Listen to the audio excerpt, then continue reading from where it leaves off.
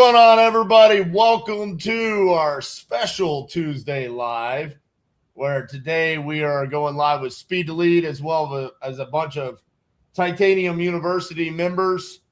But we've got special guest Yuri from Speed to Lead on today because we are announcing the winners of the Speed to Lead REI Closers Bowl. Yuri, what's going on, man? Thanks for having me. Yeah, well, guys. Thanks for having us. I mean, this has been awesome. Well, you guys did all the work. And first of all, we appreciate everybody who participated in iSpeed Closers Bowl. Just a quick recap. Bunch of closers submitted their calls. They were ranked by our AI, by the way. Shout out to our AI and development team who came up with this tool with 41 metrics, which so far has been proven being pretty objective from what we saw, even in terms of best titanium closers. I would say the guys who actually won are regarded one of the best closers in Titanium University. And on the top ended up our special Mr. RJ Bates. The old man still got it, and he's gonna get a cup. And again, RJ was the first one who submitted. I didn't know what will be the score. Again, RJ's raw score 8.8, which is the highest ever on AI Closers Bowl. So it's not like I was concerned, like, what if RJ got a score low? How I'm gonna tell it to him?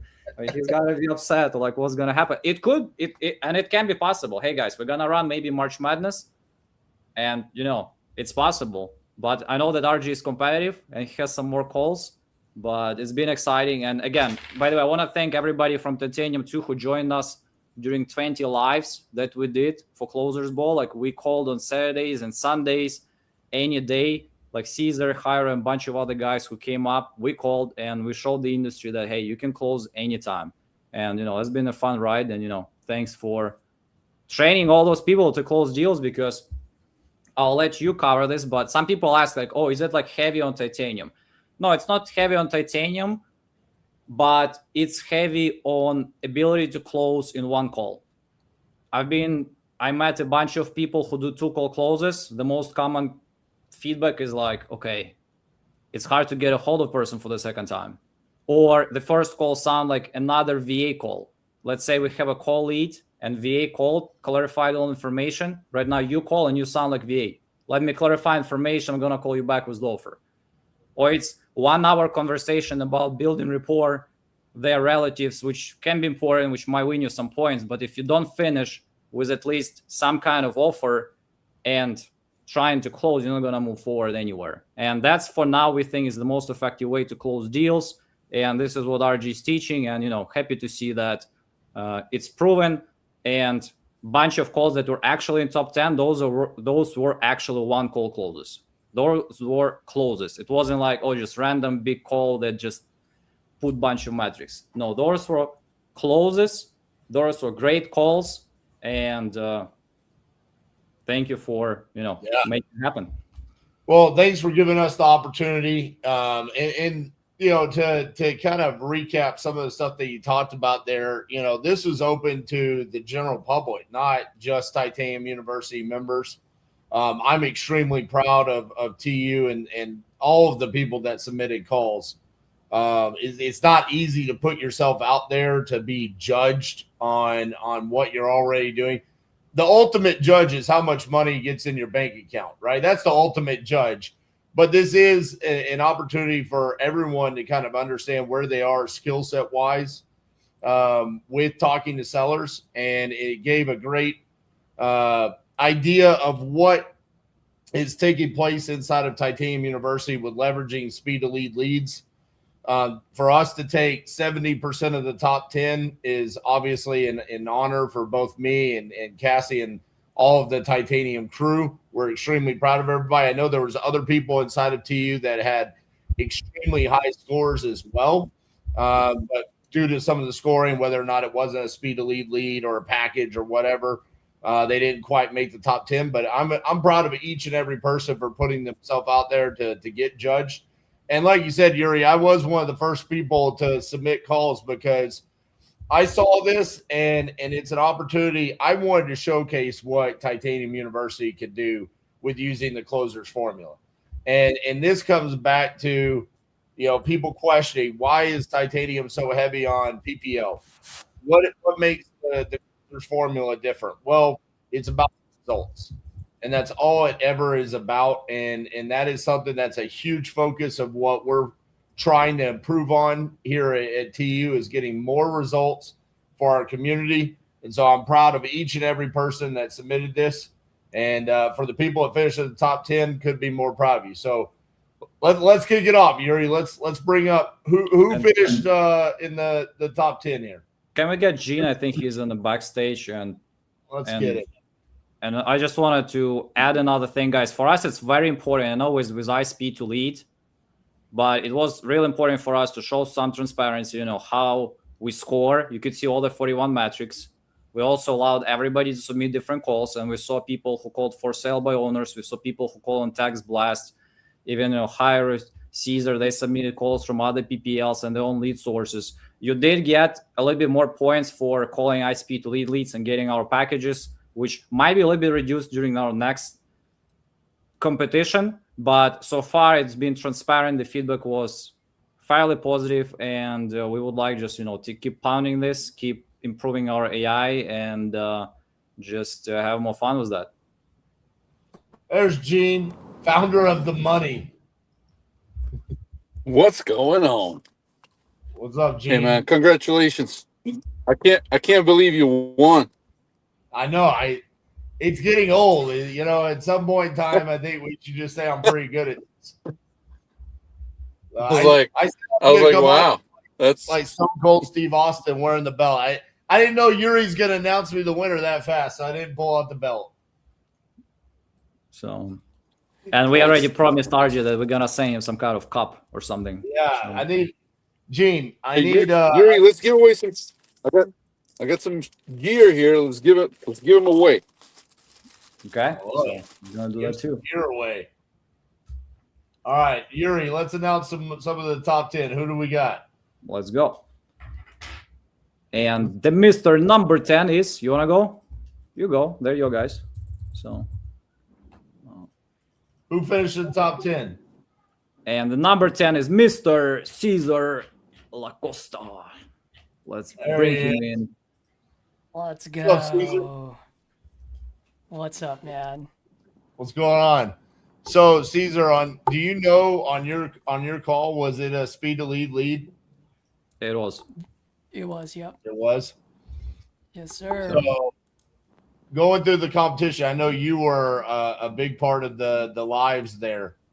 Was there any takeaway or any learning that you got from the lives and kind of doing that consistently day in and day out?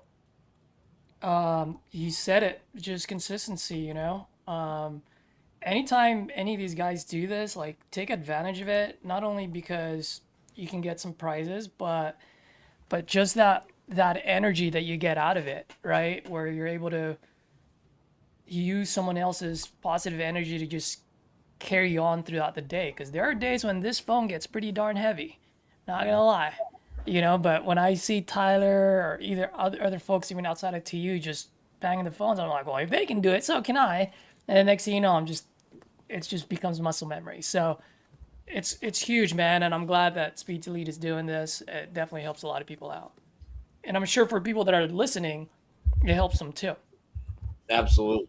And well, Caesar, I've been asked a lot of times about, why do I feel like you're one of the best closers inside of TU?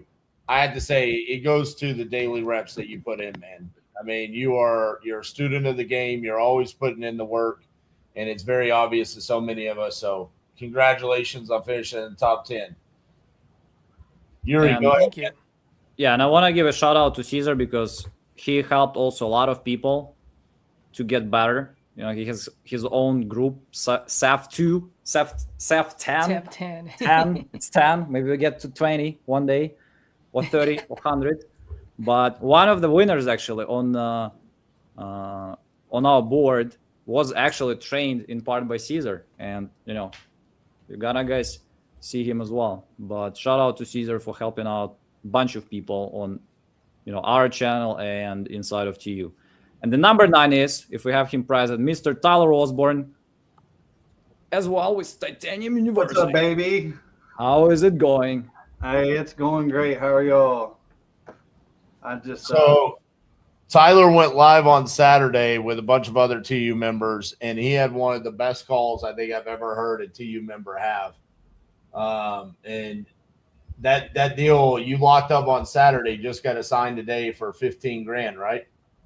yeah, it was actually so it was supposed to be 21. We forgot about some arrears is like 15.5, but yeah, like 2, 3, 4 days. Yeah. I mean, Tyler, Caesar, TU, OGs, just I expected them to finish in the top 10 and they came through. So congrats to both of you guys. Thank you. Awesome. And right now, the number 6 spot, by the way, was taken by Mr. Nick Zumwalt. I hope I pronounced the last name right. What's up, Nick? How's it going? How's it going? Nick, are you did you expect to be here or is this a surprise? Honestly, it's 100% surprise, but I truthfully have you to thank for it, RJ. You're such a popular man that you haven't had time to review my calls, and so I wanted to go to the next source and figure out how my calls were going. And I'll be honest, I was completely sidelined, realizing I was going in the top 10, or even realizing where I truly did place, which is awesome. So This thank is you why for your deeds.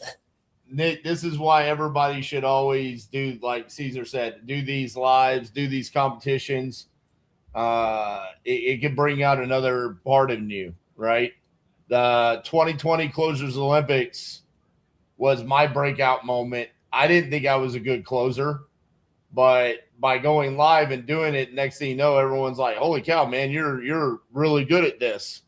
And it just kind of became a part of who I was.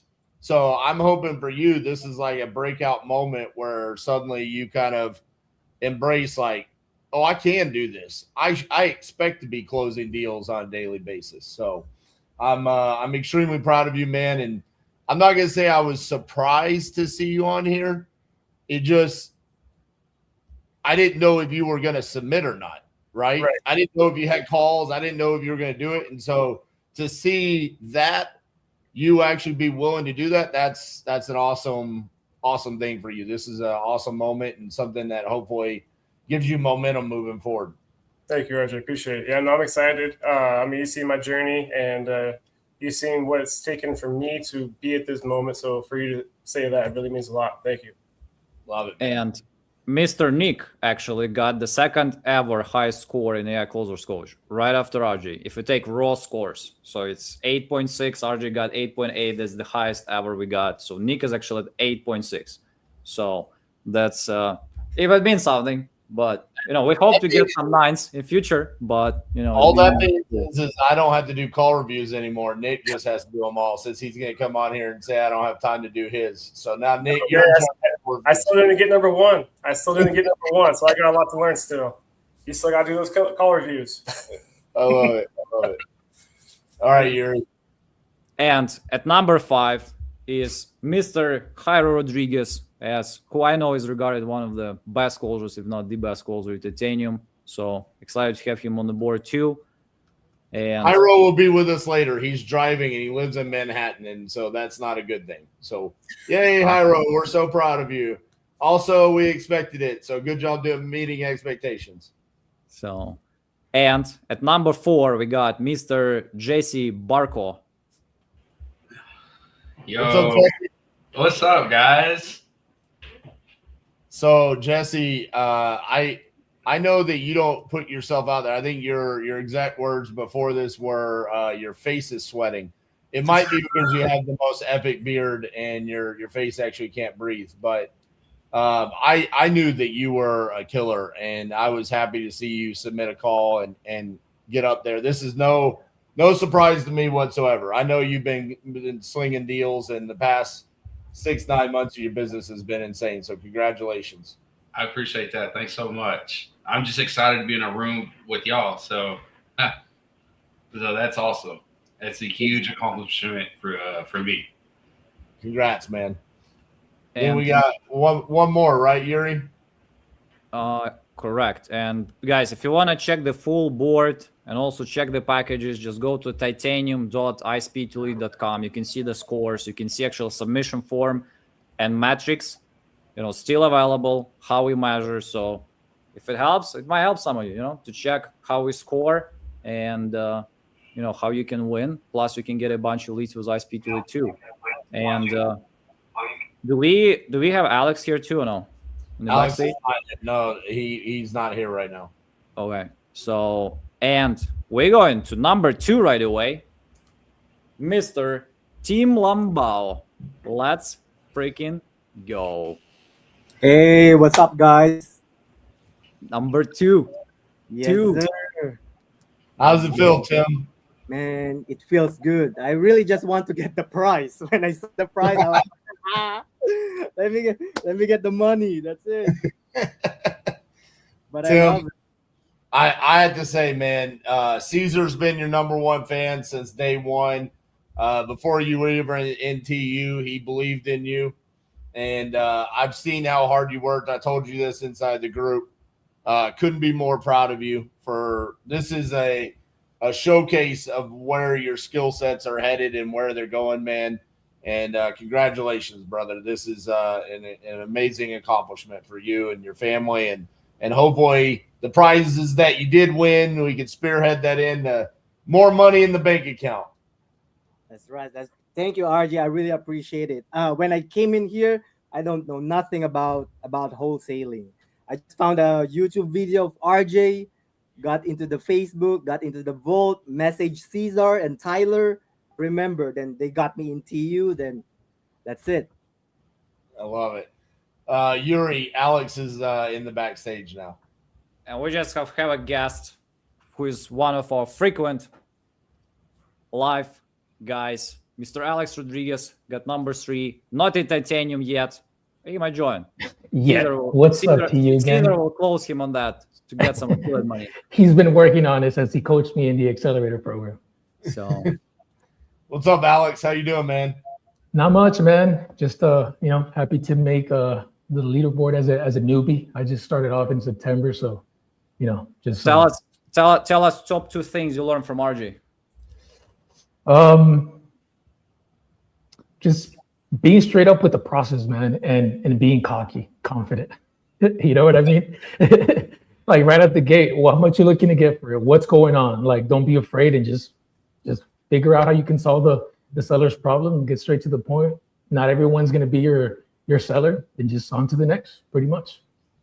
Love it. Congratulations, Alex. I think everybody that has participated in this, one, should take away the fact that they've been graded on this, and to see that there's not a big difference from RJ submitting a great call to Tim submitting a great call all the way down through the top 10.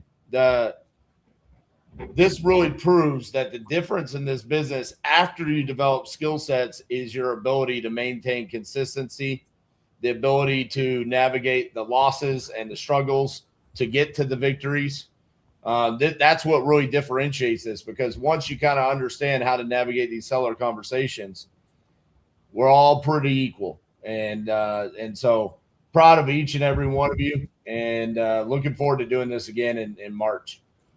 Awesome. And guys, consistency. Speaking of consistency, here's a quick shout out to plenty of people. And I know you guys submitted a bunch of different calls, but especially Tim and RJ, what stood out, all the calls, especially RJ for sure, all the calls were graded 8+. So 8 is like green zone on the AI closer coach. So all the calls were graded 8+.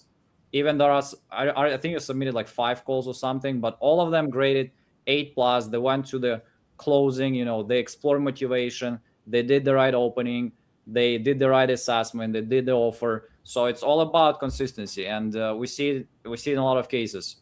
People forget, people miss some parts of closers formula. So guys, just follow the process, execute, listen, and just keep closing deals, even though it might be boring.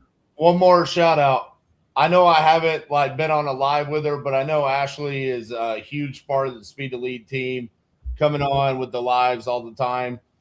Thank you, Ashley. I believe Ashley was on the leaderboard at one point in time. I don't know if she finished in the top 10 or not, but I know she's a great closer, and so thank you, Ashley.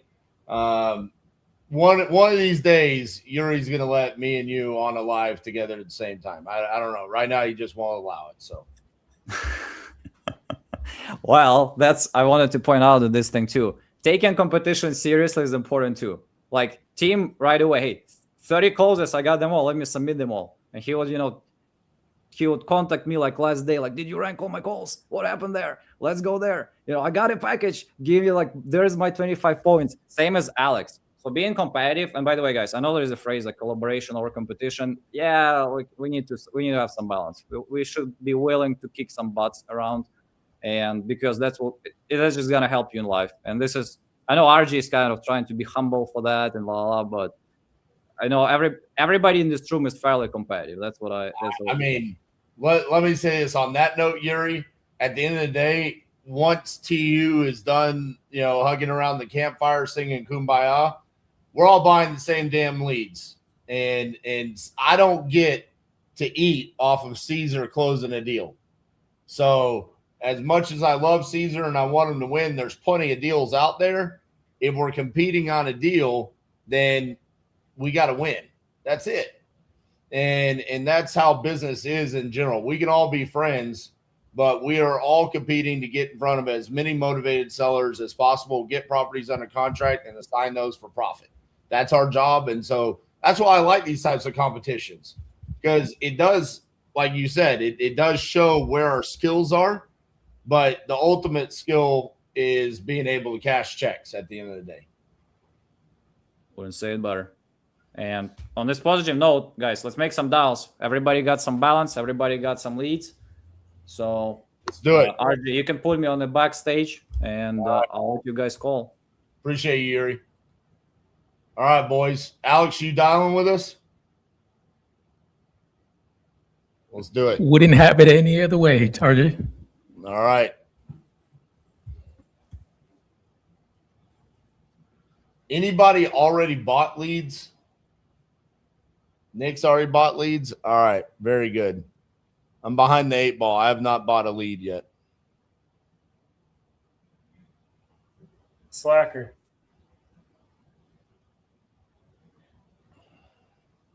So do we stay muted or unmuted?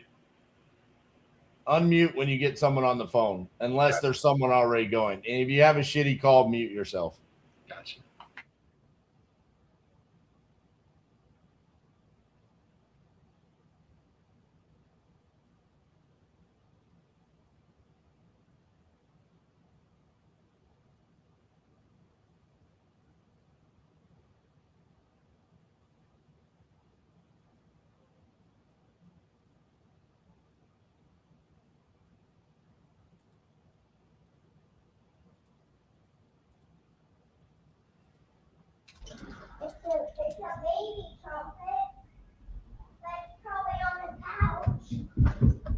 Hey, we got baseball practice. I'll be right back on after it. I'm sure at least Alex will be on here. So I'll be on. I'll be watching. Right. See you, man.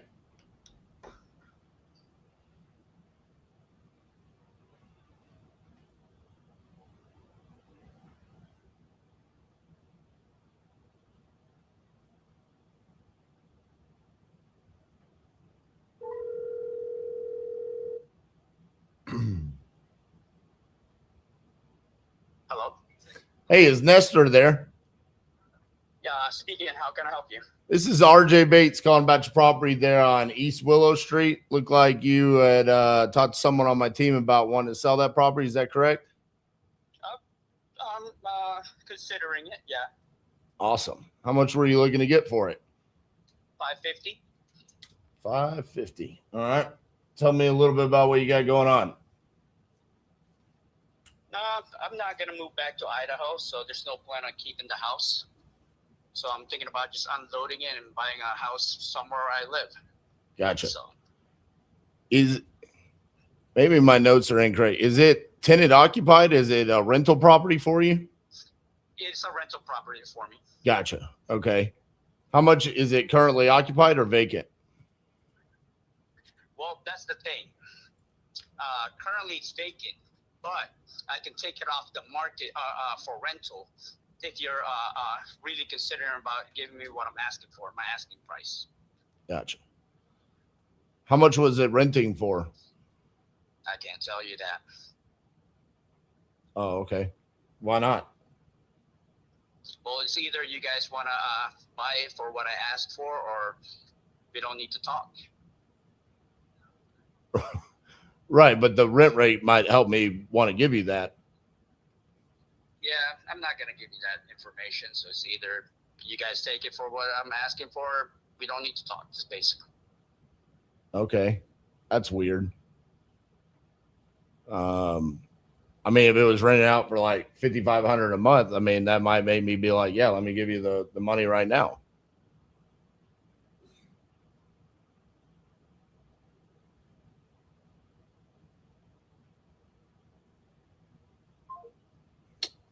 All right. That's why I don't buy leads in Idaho. Why did I do that? It's like I haven't done this enough to realize, RJ, don't buy tenant occupied leads in states where you know it doesn't cash flow. I need to make a video about that. Tenant occupied properties in Nevada, Idaho, California. Don't buy those leads.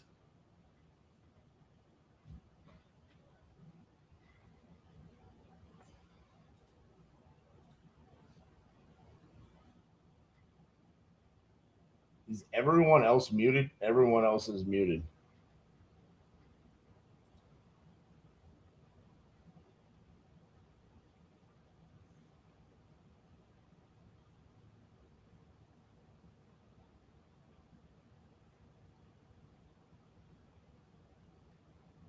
Where I don't know, she should have vacated the house. I haven't been out there because I haven't been feeling well, and I'm not driving right now.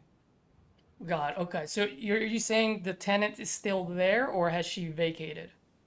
She was supposed to vacate, and I got word that she had vacated, so I don't know.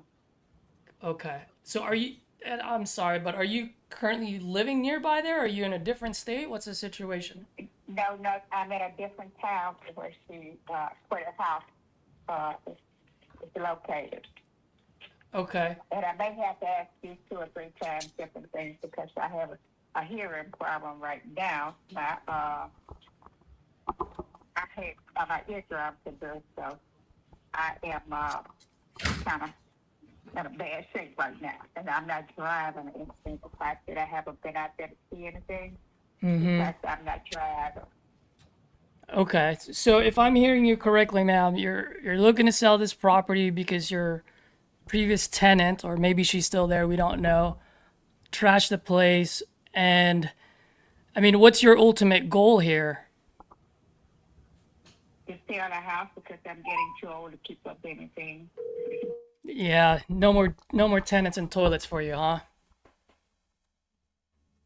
I didn't understand. Oh no, I was just saying no more tenants and toilets for you, sounds like. Yeah. I got it. Okay.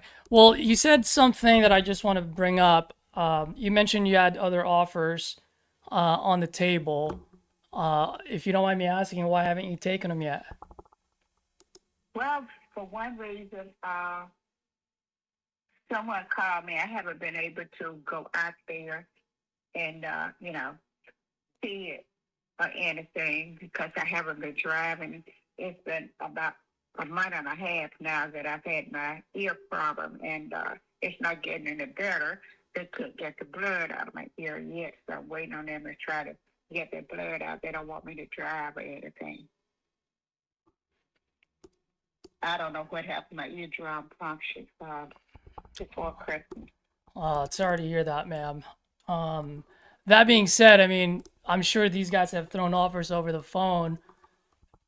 Any reason why you haven't taken them yet? Are they just a little bit lost there? No, can you call me back because I'm not clearly hearing everything because my left ear is stopped up and I have problems of understanding, and I don't want to say anything that I don't I'm not understanding right now. That's the only reason I'm not talking. Oh, no problem, ma'am. I definitely want to be respectful, and I always say family and health comes first. So, absolutely. What's a better time or better day for me to call you back? I go to the doctor.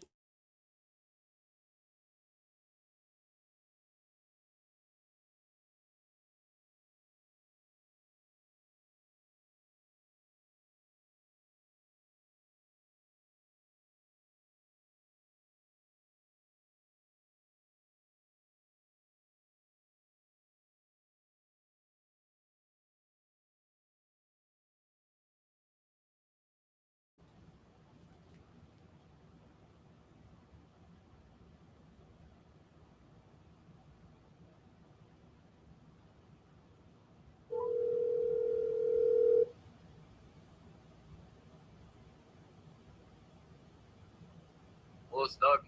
Hey, Doug, this is RJ Bates calling about your property there on Jefferson Street. Looked like you had spoken to someone on my team about wanting to sell that property. Is that correct?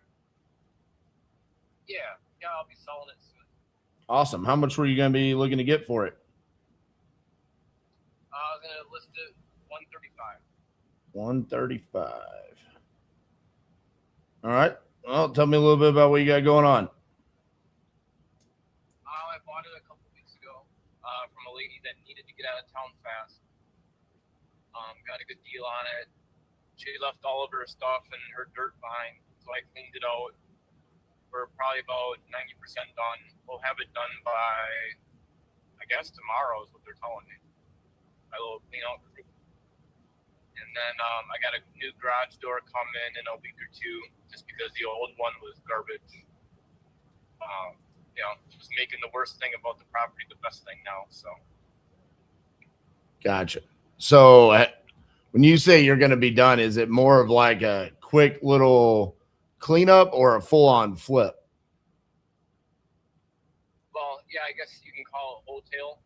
Yeah, I got you. Yeah. Not exactly.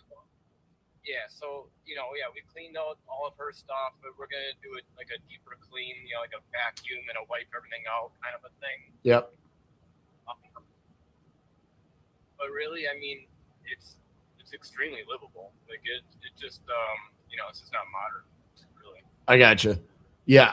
I'm you though. I want to be, I'm a investor just like you. So if I were to buy it at 135, is there any meat left on the bone there for me to come in and be able to make money? I would think if you painted and did new flooring, I thought the cabinets were okay. The previous owner had like Rebath or one of those postcard companies. We do the bathroom, so that's already done. I would think like max ARV would probably be like 180 for that town. The town's very like hit or miss. It's a strange area. Right. 180. I mean, if I did 180, I wouldn't be close to that 135, Sure. So your intentions are just quick cleanup, take it to the MLS and kind of see if you can get a quick owner occupant to come in there. Yeah, exactly. Let somebody get an affordable house, let them fix it up and add to their own wealth. Yeah. I have no idea what you bought this for, but I'm typically wanting to talk to the seller that you talk to and wanting to buy it at that price. You know what I'm saying? And even in this scenario, I totally would want to steal your strategy. I'd want to be the wholesale guy before the flip guy. You know what I'm saying? Yeah, I just turned around quick and move on to the next one. Why spend all summer remodeling it? Exactly. That being said, even though I'm probably not a good fit on this one, are you actively buying in that area? Oh yeah, I buy from Sheboygan to Shawano, so it's quite a territory I have. Gotcha. Well, if I ever come across other deals, do you ever buy from wholesalers? Yeah, I would. I haven't really taken the time to, I guess even though I kind of am one, I don't really have a high opinion of wholesalers. I think they're always a little optimistic. Yeah, But, understood. you know, I seriously should probably, like, you know, sit down and get my name out there with some wholesalers. You know, I'm on some of their mailing lists, but I don't know. I'm just kind of distracted. But I do need to focus on that part of it. Well, if you want to, I mean, you can, you know, once you get a chance, shoot me over a text of kind of what you're looking for, the areas, and kind of the best contact information. I can pass that over to my team.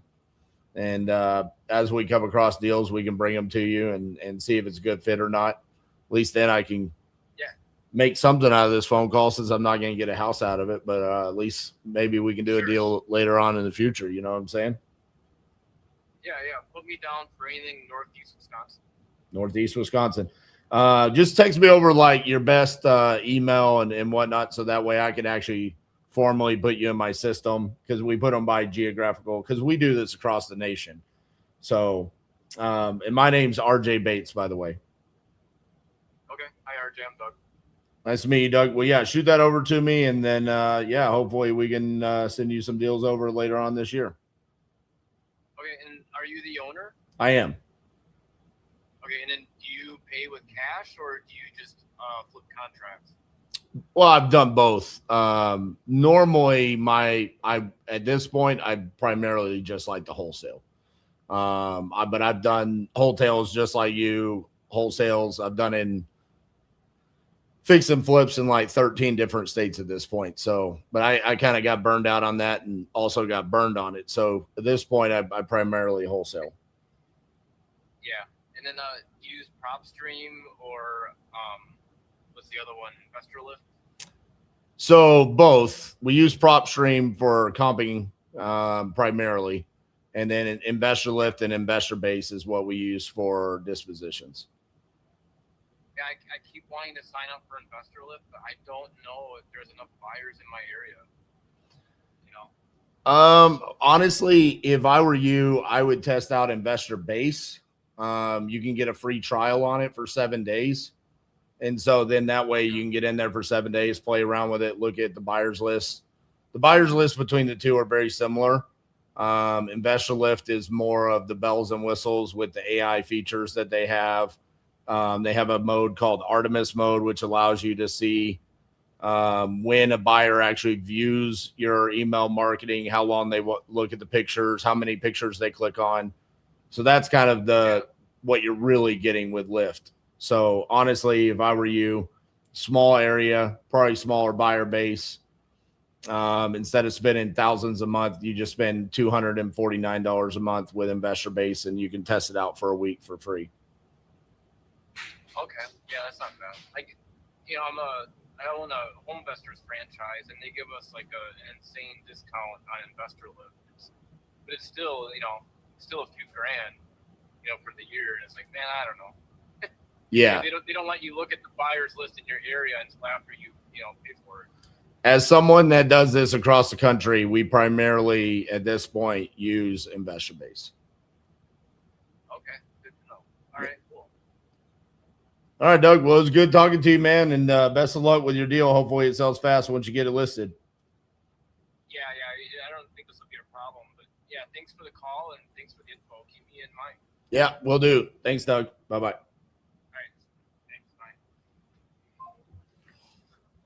Victor, I don't think anybody came on here to watch me close a TU member.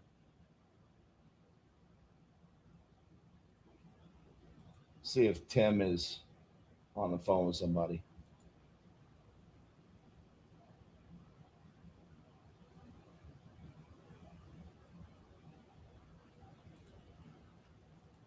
Tim, can you unmute?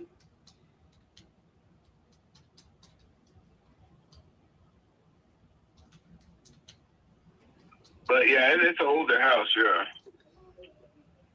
Got it. It's older house. It's like what? 1969, is that right?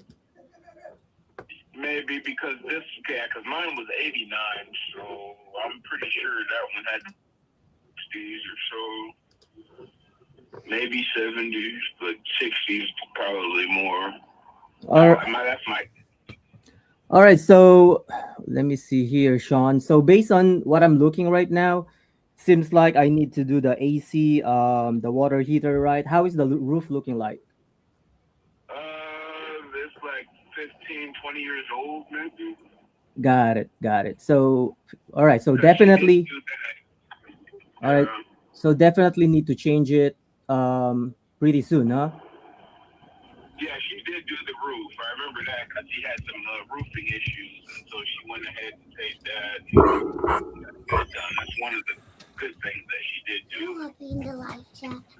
Yeah. Yeah, got it. So let's do this. Let's say I put in a medium rehab, $25 per square foot. That's probably gonna end up 35 to like 45,000 worth of rehab. How much do you think I can sell it back to the market once I put in 50,000? I don't know. All the houses there are going for the 200s and something. So I don't know particularly what this one would go, but because even the house across the street went for like 250, two something. So I mean, it's a good area. Just like I said, the AC unit and the windows,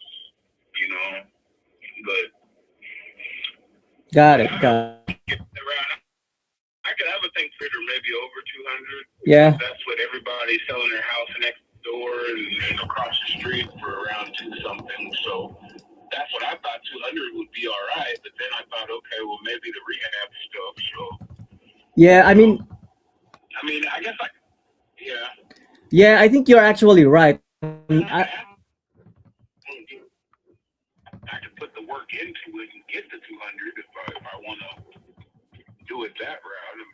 Yeah. I guess it's how important. Yeah, I mean, if you want to do that, feel free to do that. Like what I said, you can put in your money here, do the work yourself if you want to, but that comes in with another problem, right? Like contractors, like you have to manage the contractors, right?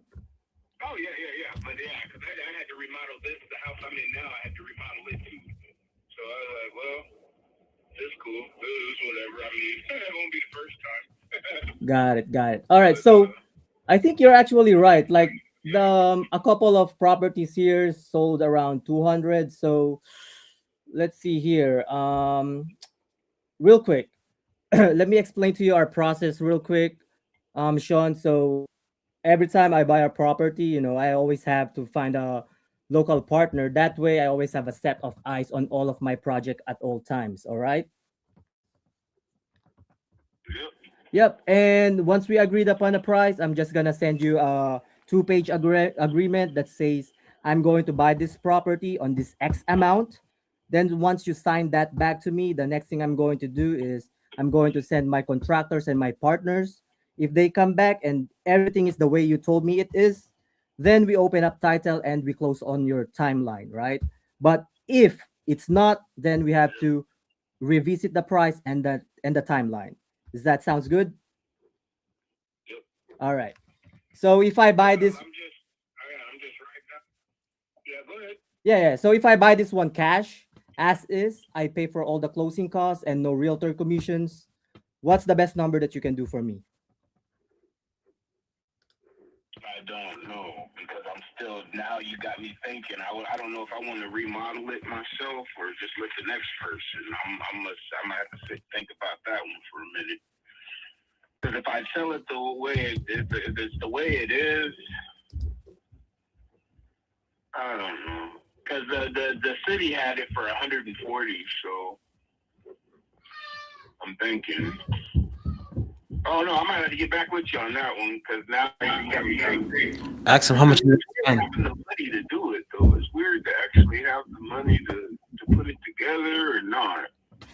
I mean, It's interesting. I guess I don't.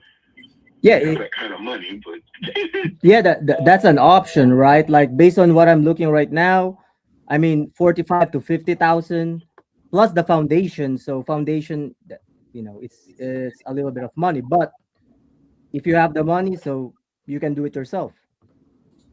But if you don't want that headache, But I'm not gonna be back in town. Yeah, because I'm gonna be back in town this coming spring. mm, So I'll see then, because I'm in California. So I won't. I'm not. I can't get there right now to figure everything out because I still got to get rid of everything out of the house anyway.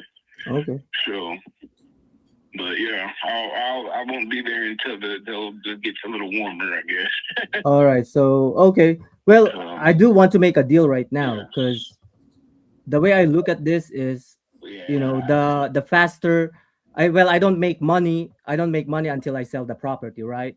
So the faster I buy it, the faster I put in rehab, then the faster I sell it, the faster I get the money. So like what I said, I don't, I'm not like a big company who buys like 10 properties, 20 properties in a month. I only buy like 4 or 5, right? So I do want to make a deal right here. Again, I buy it cash as is. I pay for all the closing costs and no realtor commissions. Can we do a business at 80,000? Yeah, I'm gonna think about it for a minute. I don't want to jump to anything and screw myself over either. So Got it. yeah, Not a problem. I'll figure it out, man. But give me a little bit. I'll figure it out. All right, not a problem. When you 'Cause say, obviously you can tell I've never sold houses before, so I'm gonna take my time on. Give me a minute on selling this one. got yeah, definitely, Sean. Yeah, take your But I time. definitely appreciate it. Definitely. But just real quick, when you say think about it, what exactly do you mean by you want to think about it? Well, because I don't know. I don't know if I want to put the money in myself and restore the house myself and ask for more money, or do I just want to count my losses and sell the house as is and not try to do anything with it? Hmm. Or if it gets really down to it, I mean, I guess I can rent the property too, but I don't know if I want to do that either though. Okay. But I think selling it is good. Selling it, I can put the money into my other house. Yeah, I mean you have the money, right? The thought. So I mean the only thing that you need to think about. take the money. Yeah, because I can sell that house and put the money into the house that I'm living in. So because that house is vacant. Right. So Well, nobody's in it. there you go. Now you have options, right? So think about it. Either you want to do the work, put in the rehab, then you sell it back to the market, or you let other people like me do the work, get your money right now, and just and just live with it. It's up to you, right? Yeah, I can do that. What's going on, George? But yeah, okay. Well, Okay. all right. Well, I'll think about Yeah. that. Definitely appreciate it. Yeah, I'll Sure get thing. it together. But yeah, I definitely went lower on the price because of the rehab part. So I'm Right, gonna right. figure that out. And yeah, and once you got Otherwise, it's gonna have to do something. think about it. Save my number. I mean, if you have any questions, just give me a call back. All right. Oh, I definitely will do that. I appreciate it. All Thanks right. for your time. All right. Thank you, Sean. Appreciate it. All right, you take it easy. Yes, sir. Bye bye. Bye bye.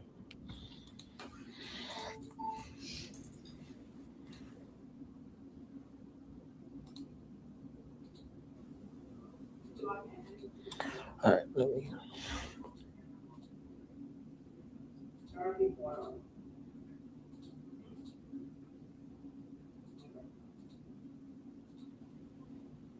What's up, Hyro? Hey RJ, I made it. You did. I'm 0 for 4 so far. 6 more to go. That's exactly. I'm feeling good. I'm getting the bad ones out of the way. Exactly.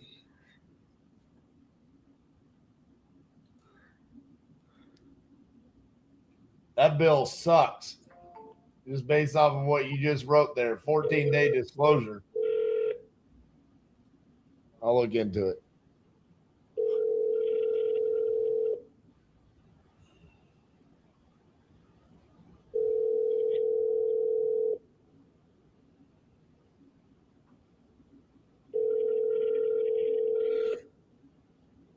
Your call has been forwarded. No worries. I'm too long finished working and I was trying to lay down for a minute. I'm sorry. No worries. No worries. All right. So let me ask you, Miss Shannon. Let's say I do close on this in the next 14 days, or let's say by the end of the month, and I pay all the closing costs, no realtor fees at all, and I'll buy it as is. I mean, what's the best price that you think you can do here?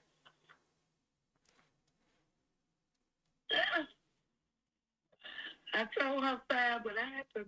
That's because that's what he wants for me. Who's So I he? really will have to talk to him. That's my husband.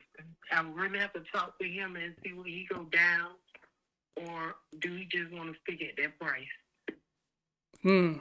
Got it. Okay. Well, I mean, let me ask you. I mean, you mentioned you've had this for a while now. I mean, let's assume for a second he doesn't want to come down on the 5. What's your guys' plan then? He had no choice. I'm sorry? He had no choice. Eventually,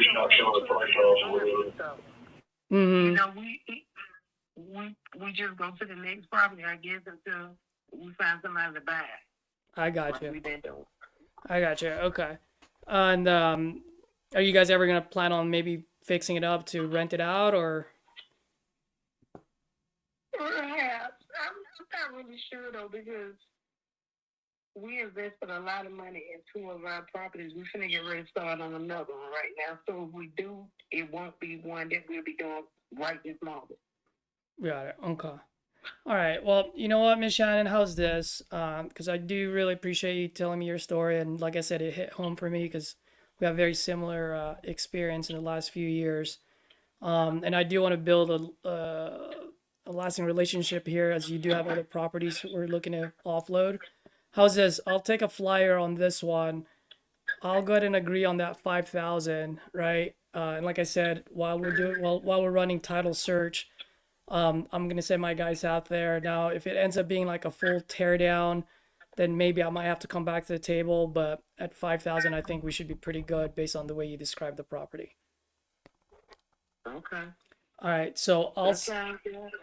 So the question for you is, I can send over the agreement to you right now on that email address that you provided. And so can you stay on the phone maybe for like maybe 2 to 3 more minutes, and then I can quickly go over it with you from top to bottom? With the form that you're gonna send. I'm sorry? You saying the form you're gonna send? The The agreement. Yeah, I will be sending you a purchase agreement saying that I'm looking to purchase this property at $5,000. We'll close on it on the end of the month or sooner. And then I'll just say like, hey, we're just, going to do our quick due diligence to make sure that the house is still there, right? We don't, I don't want to go in there and next thing you know, it's burnt down and there's no more house. So that's pretty much it. Oh no, it's still there. Yeah. Does that sound fair? It does. All right, so just give me a minute or two. It only takes me like 30 seconds to a quick minute to do this. Give me 1 sec.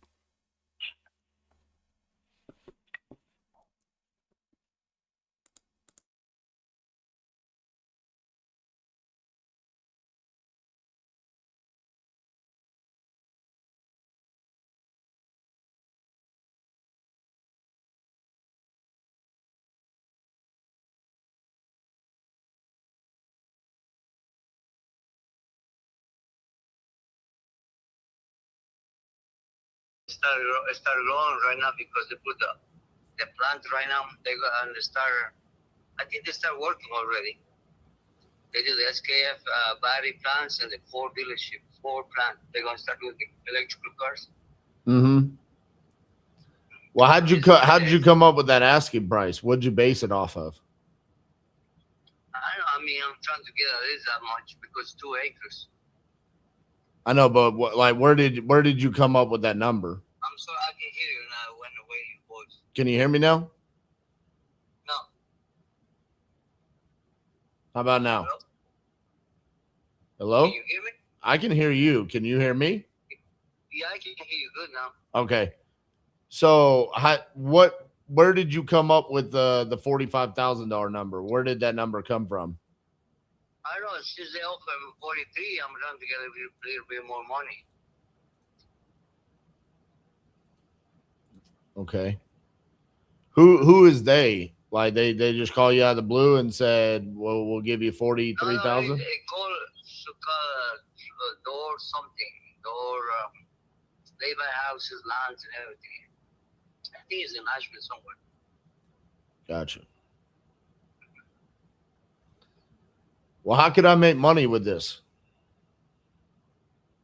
I think you can do a commercial because it is on Short Chapel Road and Landfill Road, right in the corner. You can do either a gas station or you can do. I was trying to do like a RV park. You can do an RV park on it, huh? I was going to do that, but then I moved to South Carolina. That's the main reason I'm selling. Interesting. What's it zoned? What do you mean? What's the land zoned for? I mean, it says commercial, but I think you can do, residential. I think you can do commercial too because on border of my property is a church in there. The Short Chapel Church is right next to it. And then if you go the other way, it's also like a lot of business in a Macon Road or Highway 70, I think it is. Yeah, it says it's zone residential. I don't know if we would be able to do an RV park on it or not. I'd have to look into that. They told me because before I bought it, they say it used to be like some tobacco store in there years ago and got caught on fire because in there still is the well, the septicon, and it's also the power is there. The pole is still in the proper electric pole and everything. If I gave you 45,000, would you sell it on terms or is it cash only? What do you mean on terms? Like where I pay you monthly? Like you become the bank. Depends how much you're gonna pay every month. Well, that's all negotiable. I mean, we can figure that out because it also just depends on how many years you would want to do it for. Yeah, that's true. Let's see here.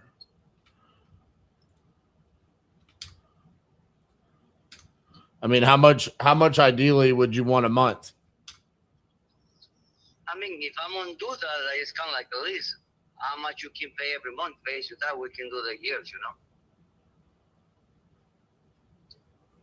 If I did like 400 a month, it would be 10 years. Yeah, but if you give me like how much you're trying to give you like down payment. All that's negotiable.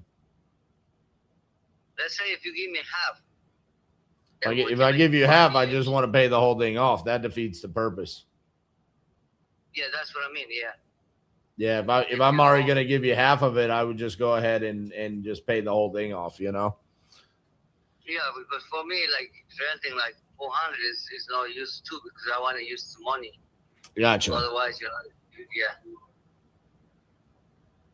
Unless you give me at least 10 or 15 down, then we can work with the down payment and whatever years comes with this payoff, and we can go through the bank and sign a contract. Oh, wait, well, let me do this real quick. I've actually got a buddy of mine. He's looking for land that he wants to do an RV park. He told me if I found the land, he would bring all of the money to actually to do the RV park with me, and so I could actually do it with him. But I don't know anything about that. So let me. Yeah. And shit, I know he can make $150,000 off of it. I was gonna tell my guy to pay my brother and sister off, give him $30,000.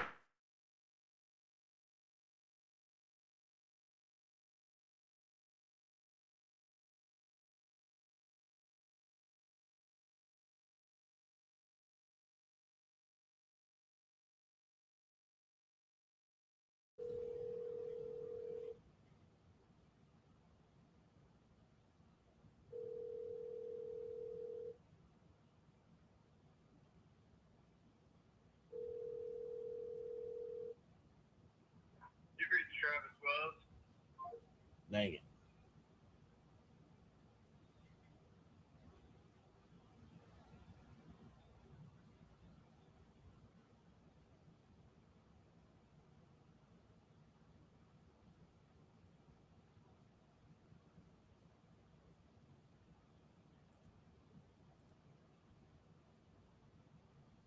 Nobody's got a seller.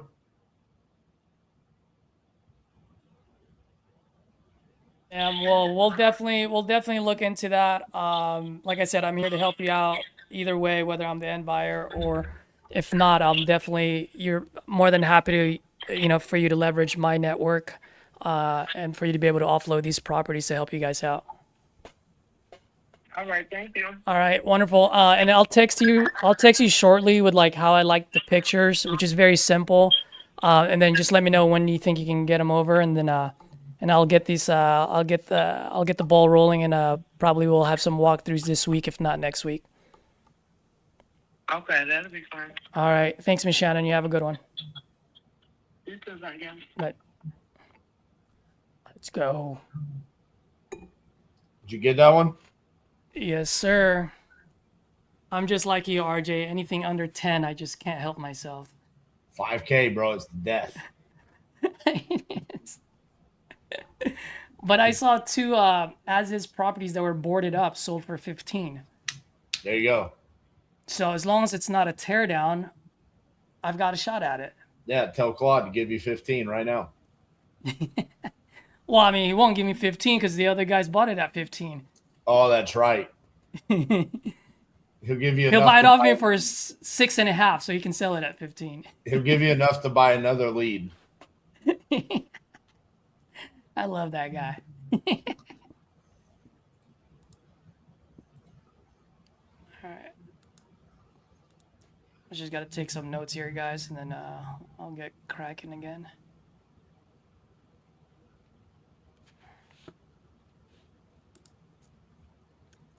How's It looks everyone else like Nick doing? is on the phone with a seller. Why won't he unmute? Because he probably forgot he was muted. This guy. Nick, unmute.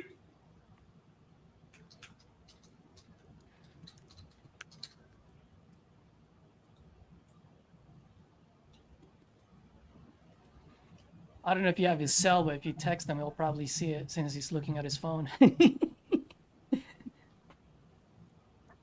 Got it. Well, can you tell me a little bit of what you got going on, property condition wise? Oh, it's in good condition. I have a tenant, so I might need carpet. It would need to be painted on the inside. That's about it. You said we might. Have you seen it in the inside lately? Yeah, I took pictures. Yeah. I went in there, I guess it's been about 6 weeks, because somebody said they wanted to buy it. So I took pictures when I was in there. But Yeah, I'll go ahead and send you that contract over. Like I said, give me her email. They try to give me That way I less can have her money. as well. Then we'll just go from there. Like I said, I'll get somebody out there in the next couple days or so. We'll get some pictures, some videos, and stuff like that. If everything looks good, man, we should be good to go. Yeah, all right. Now we got your property cleaned up. I'll get you moving stuff out of there and everything. So it's fine. And shit, we're going to pack up in that garage. And I'm supposed to go to Nashville, but I will move all that shit. I'll take all that shit moved out of there. Okay. Well, hell, man, let's go ahead and do that. Like I said, I'll go ahead and send you some right now. That way, at least you can sign it, and then we'll go ahead and get your sister signed up as well. And then we'll just go from there. I'll get somebody out there next couple of days, and then we'll see if we can get this deal wrapped up for you. Yeah, I took a lot of stuff up and burning it outside. A lot of bullshit that was in the house, burning it outside and everything. Dug a hole. I dug a hole so I could push the shelf in the hole and cover it up. Well, as long as it don't look like shit out there, man, I'm cool with it. But you know, I've dealt with that before, man. People digging holes and stuff, man. And when they some people don't even cover it; it just looks like total shit. So as long as it don't look like shit, we're good. Now you already got another, Okay. yeah, it's a bunch of,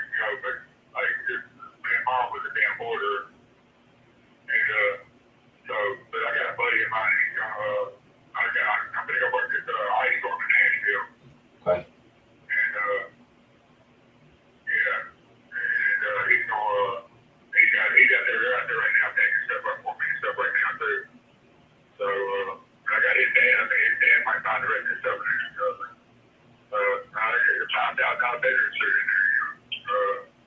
There's a lot of good stuff in there still. Like my head, deer head, stuff, man. Nice bucks in there. 11 point, 12 point, 10 point, or 9 point.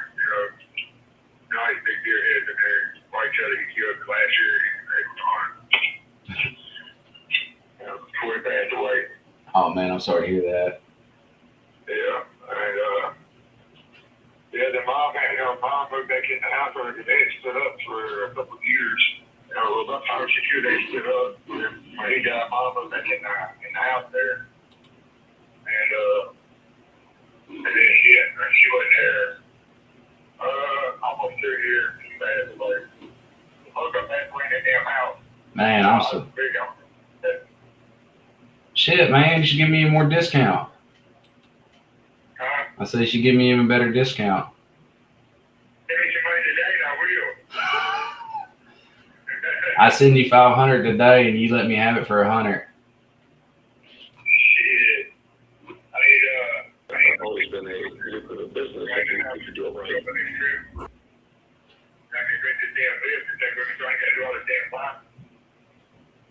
1,500. Okay, let's do this. If I can send you 15, we sign for 90. You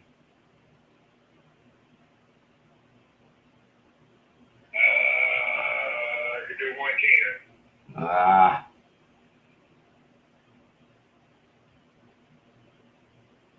Can't be bad. It's 10,000. Let's do 100. Shit, I do 110. Today, that knocked off $10,000.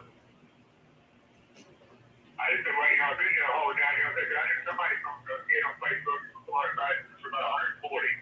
I had it on offer for 147. I turned it down like a dumbass. Yeah, I would have accepted that. About 4 months ago, dude offered me 147.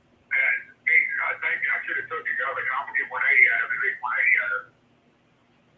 And but then that damn government shutdown shit happened. I fucked everything up for me.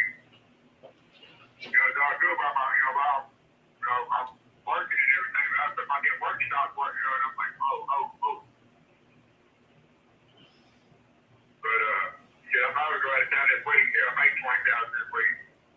So you need some money to go to your job and everything like that, right? That's what it sounds like. Yeah. And I'm going up there regardless, but it'd be nice to have a damn cushion in my pocket to go with it, Yeah, I heard that. Let's do this, man. I'll be willing to help you out. I know you came down to 110, but let's do 100. I'll help you out, and then we'll go from there. We'll get this done as quick as possible too.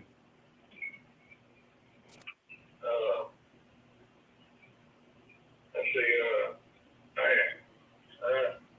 That way you got some money, some cushion in your pocket too. That way you can work and wait or whatever it is you got to do. Let's see.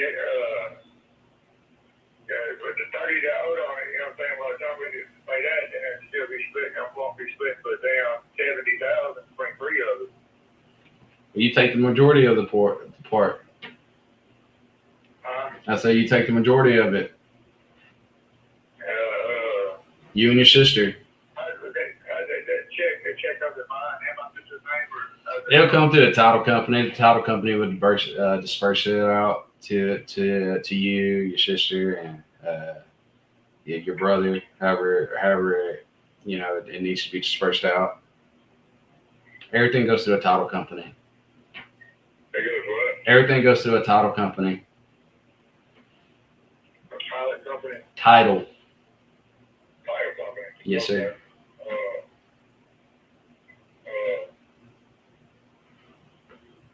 I'm going right now with my sister's at now, but because I told her, what I'm saying, that we agreed that we wouldn't take no less than 110 on it,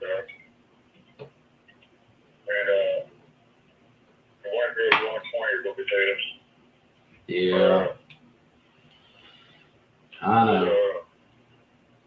But at the end of the day, this does help you out in a situation, man. We can move pretty quick on this.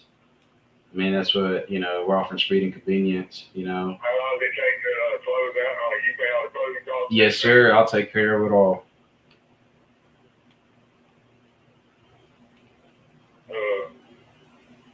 Do 110 and we'll do it. Give me 1,500. You're out of there. No.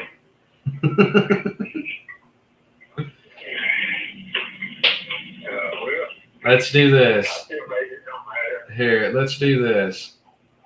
As soon as I get up there, I'll get a place down and shit. I'll have 5,000 in my pocket.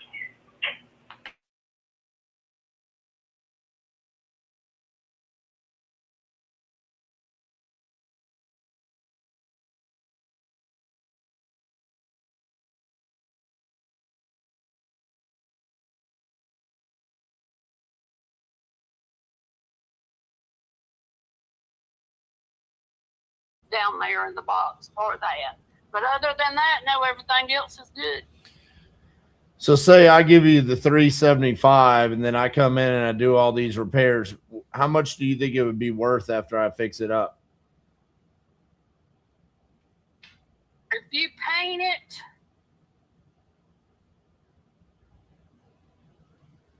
the carpet either needs to be in the living room and the hallway, that would need to be replaced or cleaned real good. Mm-hmm. And once again, the reason I hadn't even thought about doing that is I'm sure they want to come in and put their own color down. And because at that point in time, I was thinking of the individual. I was asking $425 for it I found out about the foundation. And, you know, that one guy, he was going to get his stepdad to do it, but apparently he couldn't get the financing. Is why he didn't buy it. And he was going to get it. And I told him he could have it for $325. Is that what I told you, or did I say $345? Somewhere in that range. $325. $325 is what I told him he could have it if he was going to be the one to fix the foundation. Yeah. But you think it could be worth $425 after we fix it up? Oh, in a heartbeat. And I also think if you busted it up, you can bust it up automatically in 2-acre increments. Because I done checked on this to see what it could be used for. And you could bust it up into 2 acres. She told me it had to be 2 acres apiece, unless I wanted to do a subdivision. And if I wanted a 6th house there, then I would have to put in for a subdivision permit. I have 105. And each lot could be broke down to the 2 acres apiece, and you could have that many more houses. Right. Okay. But yeah. Interesting. 325 is what I'm thinking that I need. And if I fix the foundation, then I'm going to need whatever that is for that. I really wanted that little boy to get it. He's 25. He wants to get 6 miles up from his parents and all, and he just couldn't get the finance. And then I'm not in a position to self-finance. Was it because he couldn't qualify or the property? It was he couldn't qualify. I see. Was he going to live in it? Yes. Did he have any money to put down? No. He had.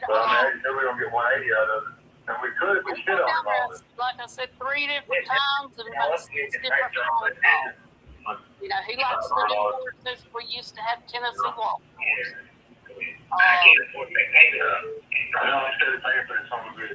And it also comes with a tractor.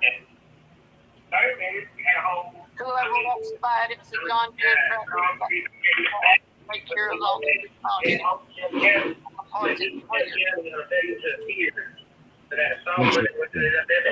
Is he still interested? Like, how long ago was that? It's been about 2 weeks. So, when I go down there tomorrow, So when he gets done with Shelby County, he has to go back to Dixon County and wait for another vet. Son of a bitch. You want to do it?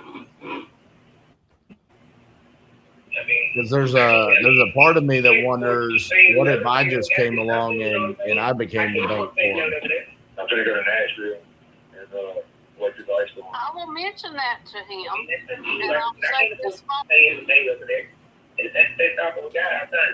Let me place a quick call. Are you going to be available in like 15, 20 minutes after this? Let me place a quick call and let me give you a call back if I get a response, okay? All right, thank you. Bye-bye. You know that. Yeah. But it depends on how much smoke you want to put into it. But I'm going to turn around and do all this work over here. So you do over here too. So, I mean, when you buy the material, though. I'll do it. All right. Well, yeah, I guess we'll do that.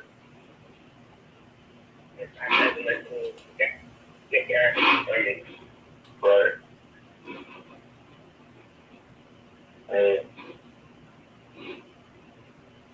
All right, well, thank you. Yeah, say it won't. No, shit, too fast. K Morrow. 112706 Okay. at yahoo.com.ph. Yahoo.com. At yahoo.com, that's it? Yahoo.com.ph. If it don't have the .ph, it won't send it to me because it's the phone version of the email. Oh, so it's .com.ph? Yes, sir. Gotcha. Okay. Let me go ahead and get this sent out to y'all real quick. Are y'all able to sign over the phone real quick? Yeah. Okay. Give me like 5 minutes and I'll call you right back so I can get this done real quick, okay? All right.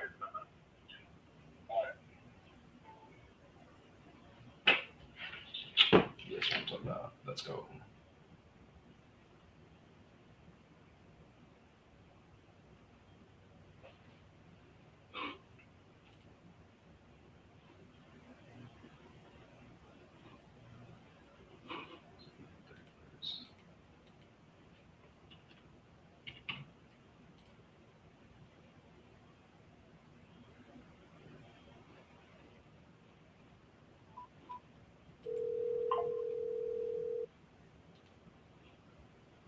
That is one.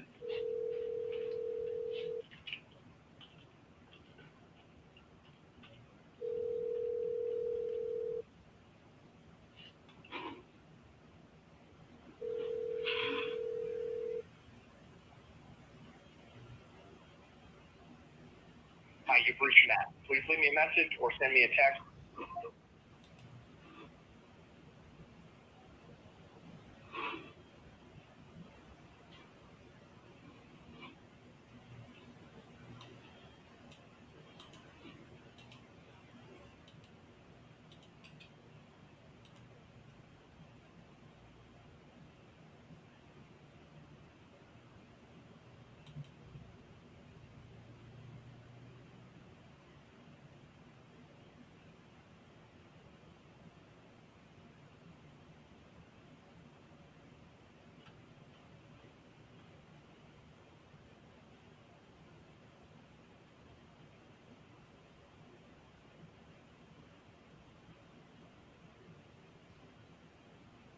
So for everyone that's watching, I have a vacant land deal that could be converted to an RV park. I'm talking to Travis Wells about that. And then I've got another lead in Tennessee that could be a seller finance. So I'm calling another TU member to see if he's interested because there's already a seller finance buyer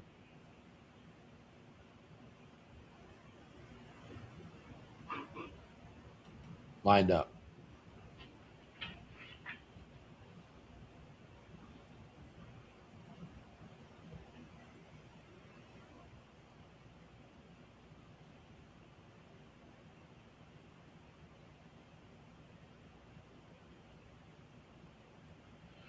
I got one contract sending out right now.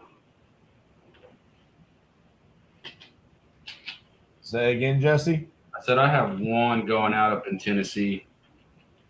Nice.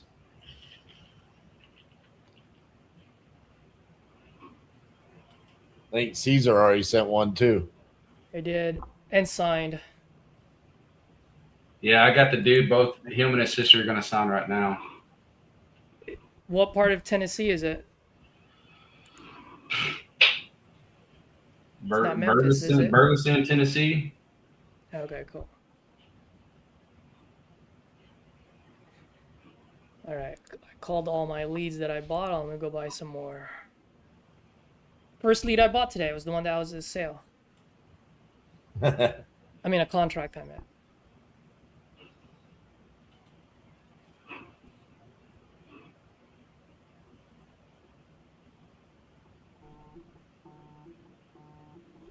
Oh, I gotta take this call, guys. This is Brittany. Oh no.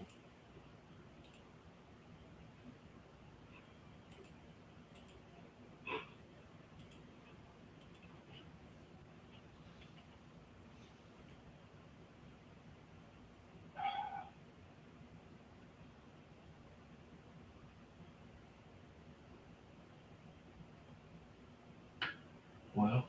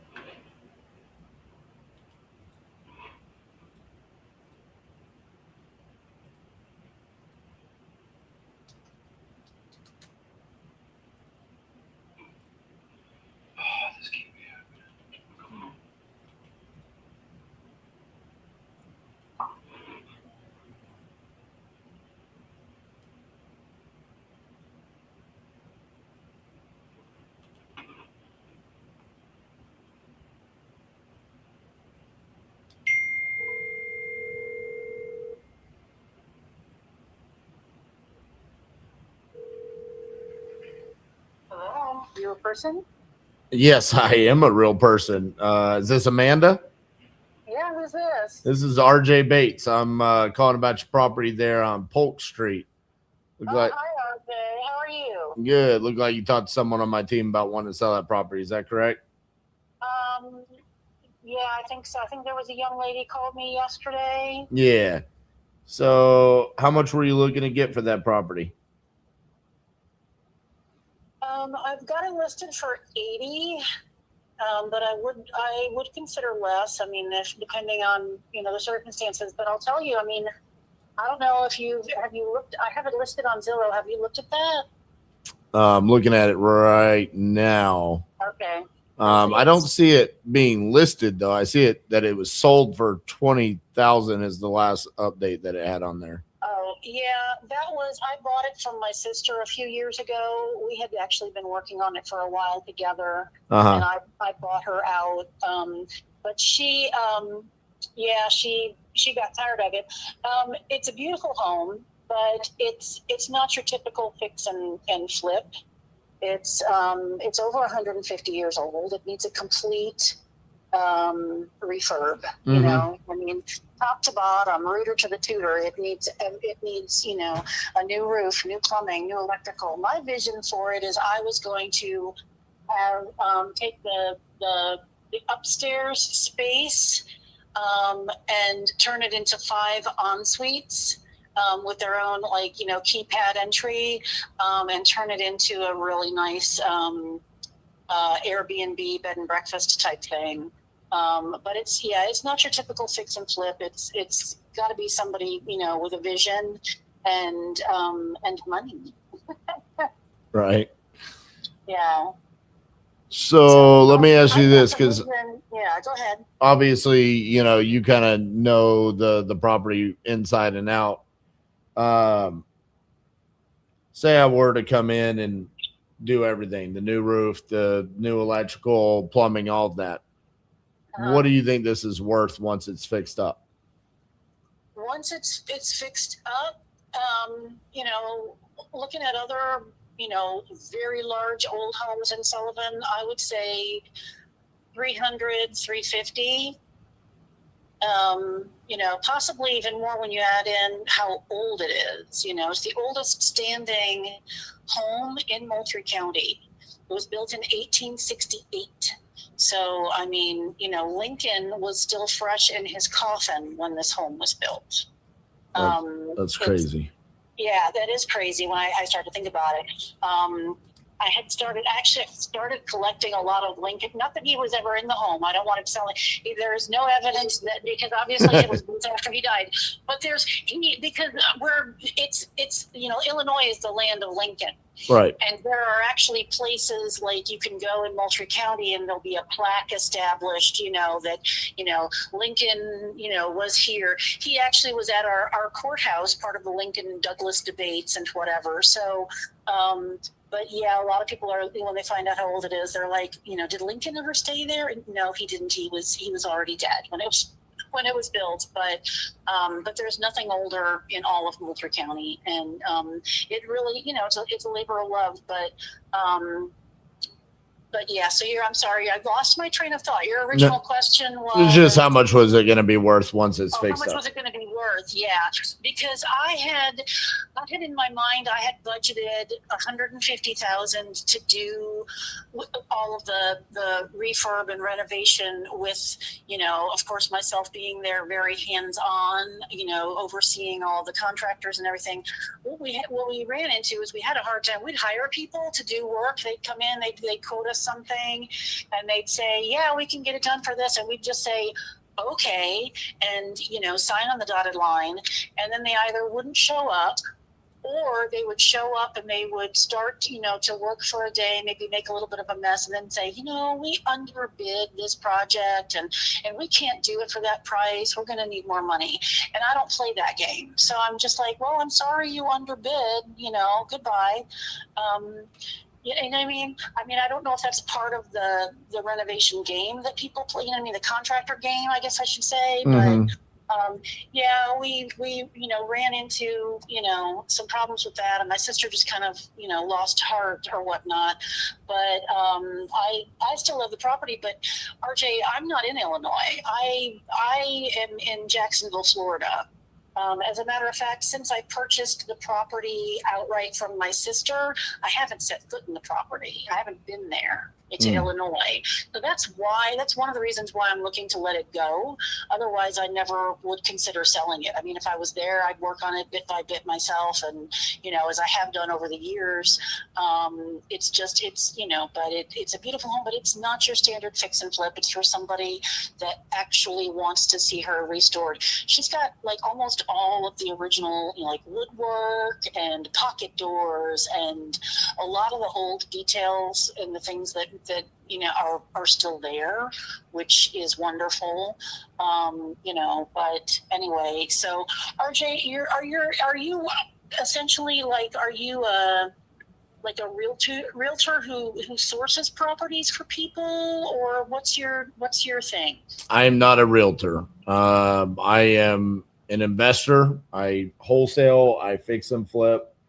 I've done many projects just like this one right here. But I would say this one right here probably takes. All right, it should have came through yours and hers email right now. You second for how extensive the work is. I've seen similar types, but I guess my next question would be the 80,000 price point. You said you would take less, but how did you come up with that price point? RJ, I'm so sorry. I've been waiting on a call from this dentist, and they're just coming in. Can I call you back? Yes, that's fine. Okay, thank you. Bye-bye.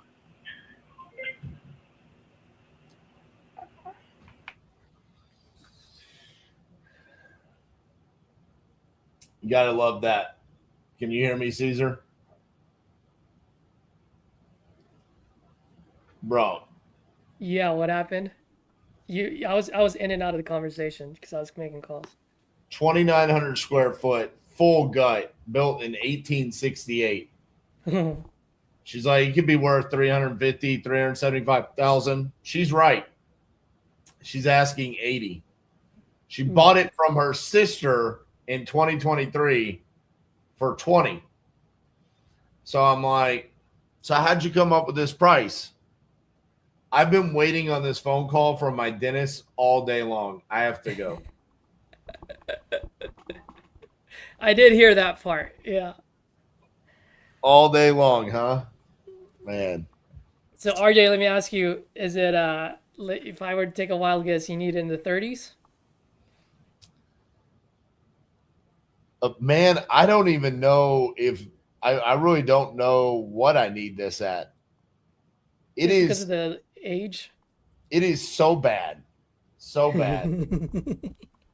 I honestly don't know if we can get it low enough. Oh my gosh. Like if she gave it to us for free and we put 200 into it and we sold it for 400, it might make it a deal.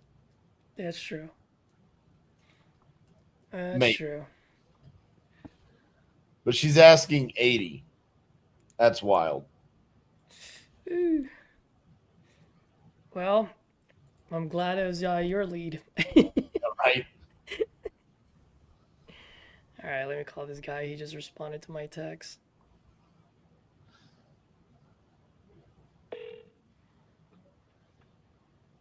Jesse is wild with his unmutes.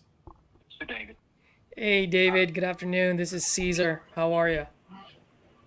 Great. How are you? Oh, I'm doing great. Thank you for asking. So, thank you for responding back to my text. Looks like you're looking to sell this property on Page Boulevard. Yeah, I can let it go. Okay, great. How much are you looking to get for it? You know what you offer? Well, Mr. David, like I always say, whenever I go to a car dealership, there's usually a sticker price on the window, and then I decide whether I want to buy it or not. And by the way, just the reason why I say that is because the last thing I want to do is waste your time. So if you can let me know how much you want for it, then I can see if I can make that happen for you. If we can, great. If not, no harm, no foul, you know? Okay, 200. 200. All right. I'm pulling this up right now. Can you tell me a little bit what you got going on over there?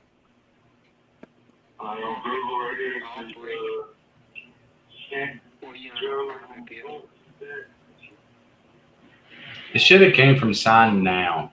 You'd Okay. see Jesse Is it, Barco. Is it currently occupied? Is it vacant? What's the situation? 2 units vacant. Okay. Okay. Is it the west? Is it giving you problems too? Occupied ones. How much are they paying for it?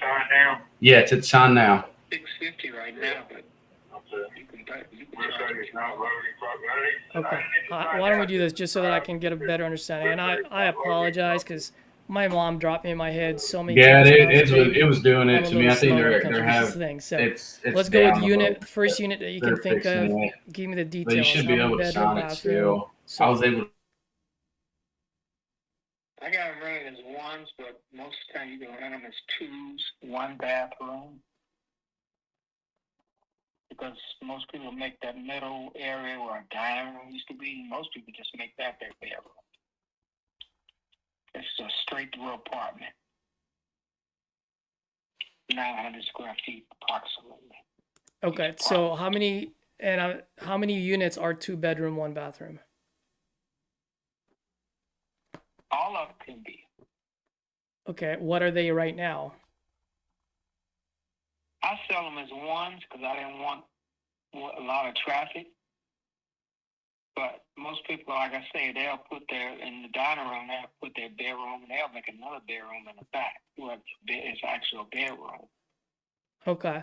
But as of right now, the way it's set up, I'm assuming total for the whole building is 4 bedrooms, 4 bathrooms. Is that right? Did I hear you correctly? Yeah. Okay. And so 2 of them are, so one is 650. How much is the other one paying for? All of them is 650. Okay. Got it. All right. And how long has the other 2 been there for? The ones that's living there? Yeah, the two that's you said two are occupied. So are they on a month-to-month, yearlies? Yeah, one's gonna be is on a month to month, and one just came and she come in there. She just came in. So July, when is her? July, August, she came in, and the other one's on the month to month. Okay. And the month-to-month, has she been there for a long time, or? No, Okay. Are they both good paying tenants, or at least the month-to-month? yes, God, okay. What about the July to August? Has she been paying on time? sure. Sure. I mean, I'd like to know, because if I'm gonna buy it, I want to make sure what's going on with the business, you know? No, I'm not jerking around. I'm just saying sure. Okay. Yeah, they all pay on time. Okay. I got one leaving. It's on the second floor east. He was a good paying tenant, but her aunt keeps falling, and she had to go. She's going to stay with her. Hmm. So at least she's leaving. Got it. Everybody pays, and the other one's not renting because I just didn't have time to do it. And I'm on a boot now because I messed up my ankle 2 weeks ago. Oh man. So I'm sitting at home doing nothing. Well, I've got jobs out there to do. Okay. Now you did mention earlier that I can charge more. How much do you think I can charge this? $750. 750 is the You got top. low rent. I just never rent up. You know, you get good people. I never went up on them. Absolutely. You want that mailbox money coming in every month. I get it. Yeah. All right. People running up to $1,000 and they're not renting. Okay. That's what's going on here in St. Louis. Right. Okay. Well, I mean, it sounds like you can get, technically, you get about $3,000 a month every month here. I mean, that's pretty good mailbox money. What got you looking to sell? I got things I'm looking at. I want to do. I've had it a long time. There's nothing lasts forever. Yeah, I know that for a fact. So you got other projects you need the money for? Is that what you're saying? My son wants to go into he want to buy some trucks and new product, new stuff. I hope he's not looking to buy a Cybertruck. No, panel trucks to move things. Oh, nice. How much do those cost?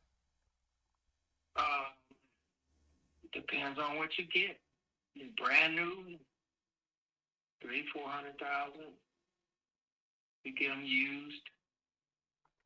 Him and his cousin say they'll drive. So I'm investing in them. So three to 400,000 for those suckers? I've never looked into them. That's what I was asking. How much are they used? Depends on what it looks like. Yeah. He's got the numbers. I don't have. I trust him. Gotcha. You're just like, just show me the bill, huh? Right. Just show me what I can make out of this. My man, you're just like my dad, man. I actually lost my dad 3 years ago.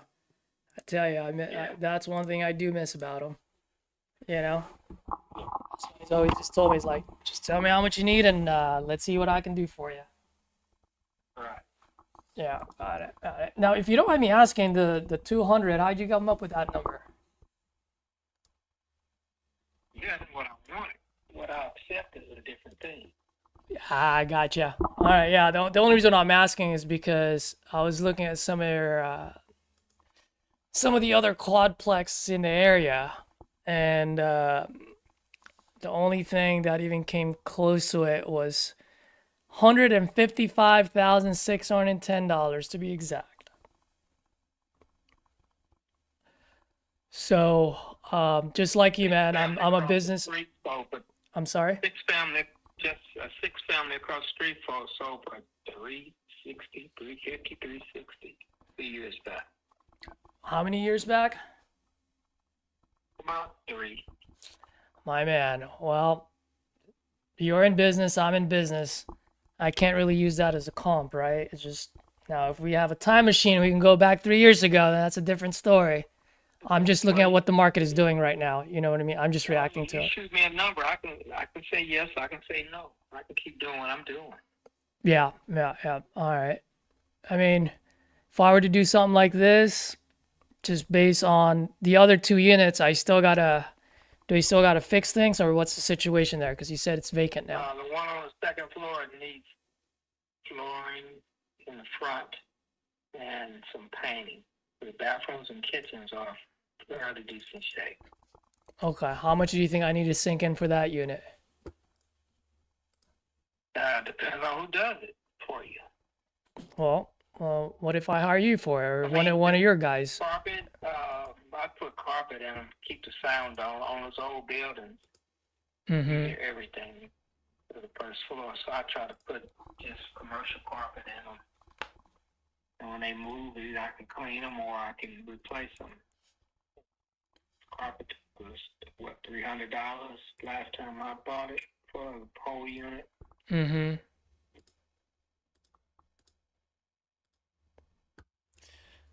Oh, let's see here.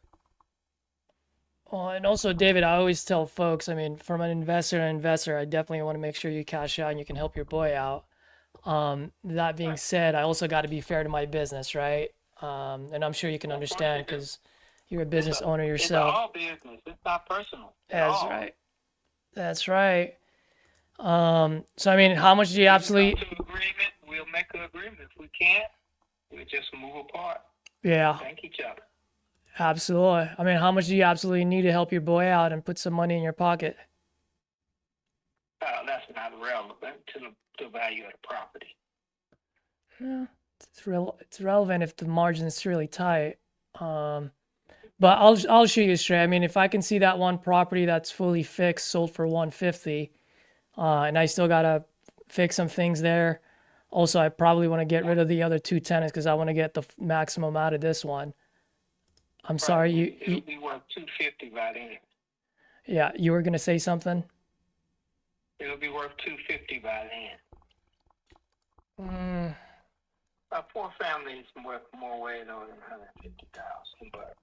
I was hoping it would, but right now the market is saying it's worth only 160. I can only go based on what the market is doing, right? I mean, you can understand that. Like, I don't set the price. Unfortunately, you don't set the price. It's just the market. It's what the market bears. Okay. But if I got to put in some work in there in order for me to get the maximum, usually when I buy rentals, I just look at 2 things. One, I got to make sure I got to have at least 20% equity in there. And then 2, I got to make sure I hit my rent percentage, which usually in St. Louis, I want it above 1.5. So I don't want to bore you with all of this. I'm pretty sure you do the same thing when you buy your rentals. I mean, in order for that to make sense for me, I'm going to need this probably in a perfect world. I would need this like in the 70s. Oh, that's 2 years rent. 2 years rent. Oh yeah, 36.72. Yeah, I got you. Well, that's why I said in a perfect world. We don't live in a perfect world. Would sell a property with 2 years rent. That's not even feasible. Yeah, I know. That's why I said in a perfect world. Just like you said, your 200 wasn't your number. 70,000 is what I would have loved to get it for, but I understand why you wouldn't. So what's a good number for you in between? 150. 150? Yeah. So that means you're charging me at retail price.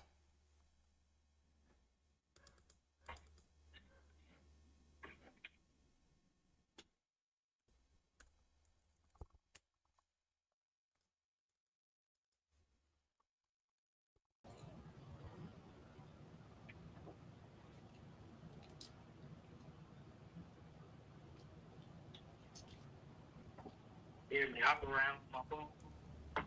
What was that? Do you hear me hopping around on my boot?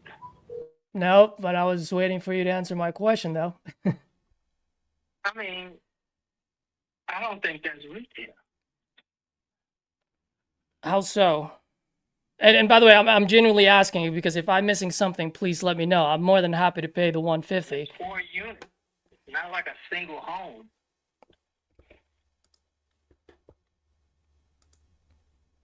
Mm-hmm. Yeah, so I understand what you're saying because you're like, man, it's a 4 unit. I mean, I can say the same thing here, depending on where I'm looking at the property. But right now, I'm just looking at what's sold in the market. You know what I mean? I can just go based on that. I mean, can I push this out to 200? Maybe. But I don't think I can push it out to 250, 300, or even 400, like you mentioned earlier. I mean, right now, I got to be smart with my money too. I mean, I'd love to do business with you. I'd love to work with you, and I'm willing to come up. But if I were to buy every property at retail price, I'd be out of business. You know what I mean? So I understand 70 is too low for you, and I get it. You also understand 150 is retail price. I mean, if I can close on this in your timeline, I can close as quick as 14 days if you need me to. I'll pay all the closing costs, no realtor fees. I'll buy it as is. I'll take it with the 2 tenants in there. You don't have to worry about any of that stuff. I mean, what's the best price that you can do here? I can't take less than 150 on a four family unit.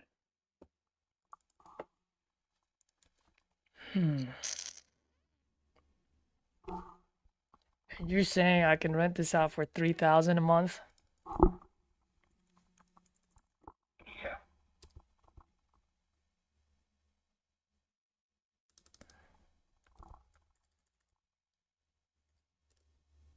One second, let me just look, just in case I missed something. It's possible, I've done it before, so just bear with me.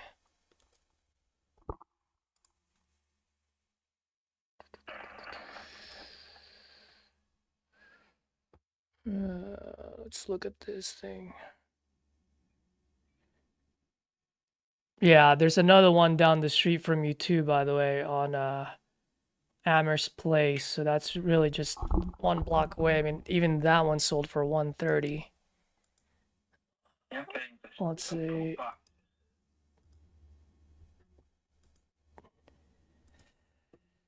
I mean, question for you, if you don't mind. I mean, if you're looking to get, 150, or any reason why you haven't put it up on the market with a realtor, maybe? Okay. I mean, the only reason I'm asking is usually people that will. What was that? I want to sell to investors quick and clean. Mm-hmm. I don't want to go. They know what they're getting. They know what it's worth. Yeah. All right. Well, why don't I do this? Let me ask you this. Let's say I do get you that 150. Do you care where it comes from as long as it gets to you? Because it's a wire to my account. I don't care where it comes from. All right. Yeah. It's your money. The only reason I ask, because I always like to be fully transparent with folks, is because for me, I got to hire my own crew, and I always partner with a local investor, so that I always have a set of eyes on my projects. Because of that, that's why I have to come in at a certain price point. That being I said, understand what you're saying. yeah, that being I'm clear. I'm not illiterate to the business. Yeah, I understand. So what I'm saying is, what I can do is, if we get an agreement at 150, what I can do is, just for a quick 14 days, what I'll do is I'll go ahead and reach out to all of my local partners to see if they would want to take this up at 150. You don't pay me anything, and buyer pays me for a finder's fee, or they make me as a partner, so I can capitalize on that equity in the future. Either way, I'd love to be able to help you out and try to move this for you. But I just want to be transparent with you right now too. Looking at all the softwares that I'm using, that I pay a whole lot of money for every month, all the end buyers there are buying anywhere between 110 to about 140. I do see that 150, so depending on the condition of your property, maybe someone might buy this at 150. But if you can be flexible within that range, I'll do my best to get you that 150. Okay. So you're a broker or you're Now, an investor? I'm not a broker at all. I'm an investor. I flip, I buy and hold, and in some cases, like this one, I don't mind wholesaling it.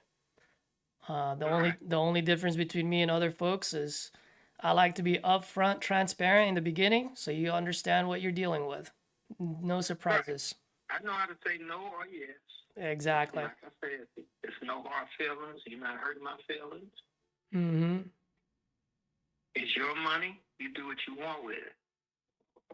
That's right. And that's why I was asking you, that's why I want to be transparent with you on what I think would be a great exit strategy here.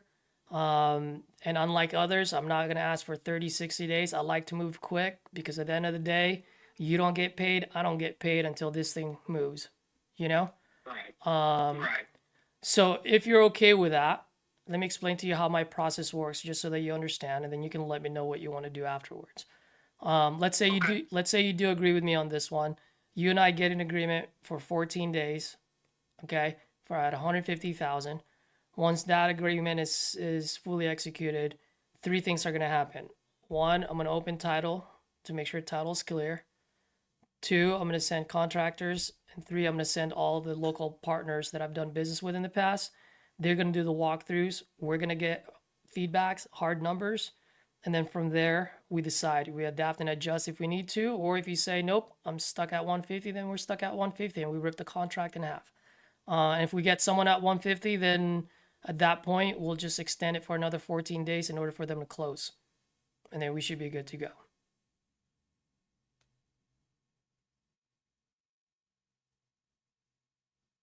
Okay.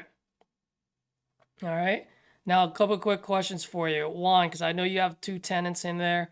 And like I said, I've got my properties too. So I'm very respectful. Do they know that you're looking to sell this property or? No, I can get you in, get you out.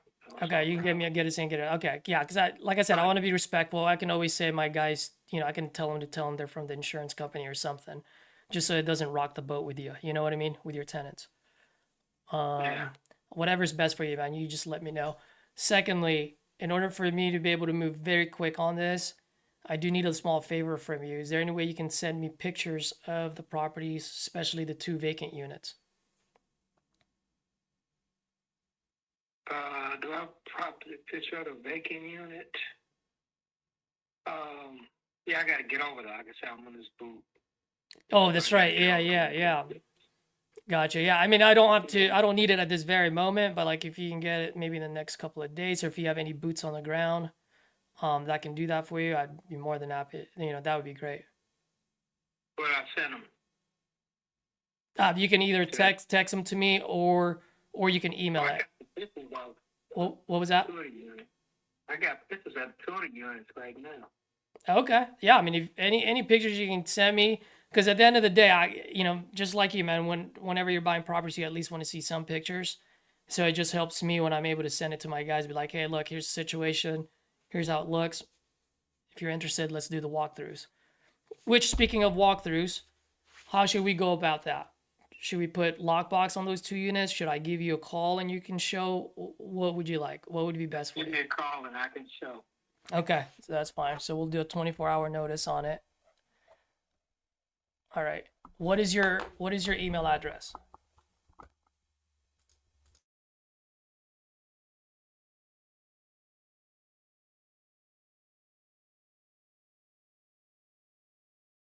Okay, I got that here. All right, perfect. I'll go ahead. Do you have any questions for me? Any concerns? Anything that you want to talk about that we missed, that we haven't discussed yet? No. I could send you these pictures also. Yeah, that would be great. And then what I'll do is I'll draft this agreement right now. I'm sure you've seen tons of these. And then also I see your title is under your LLC name, right? The one that I'm assuming is the same with what you gave me on the email. Yeah. Yep.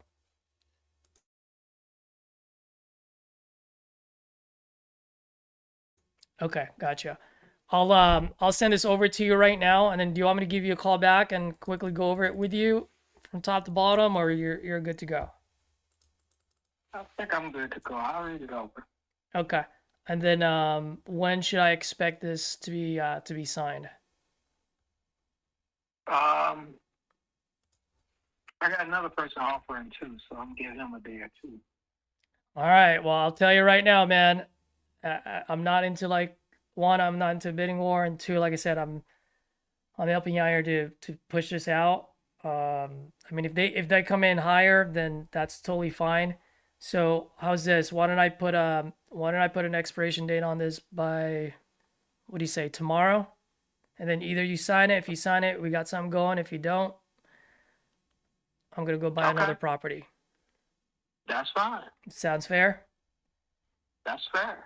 All right, sir. I'll go ahead and send this over to you right now, and let's touch base tomorrow. And then in the meantime, if you can send over those pictures, at least I can get a general idea. Okay. My man, David, it was a pleasure, sir. Thank you very much. You have a great evening, okay? Take care of that ankle. All right. All right.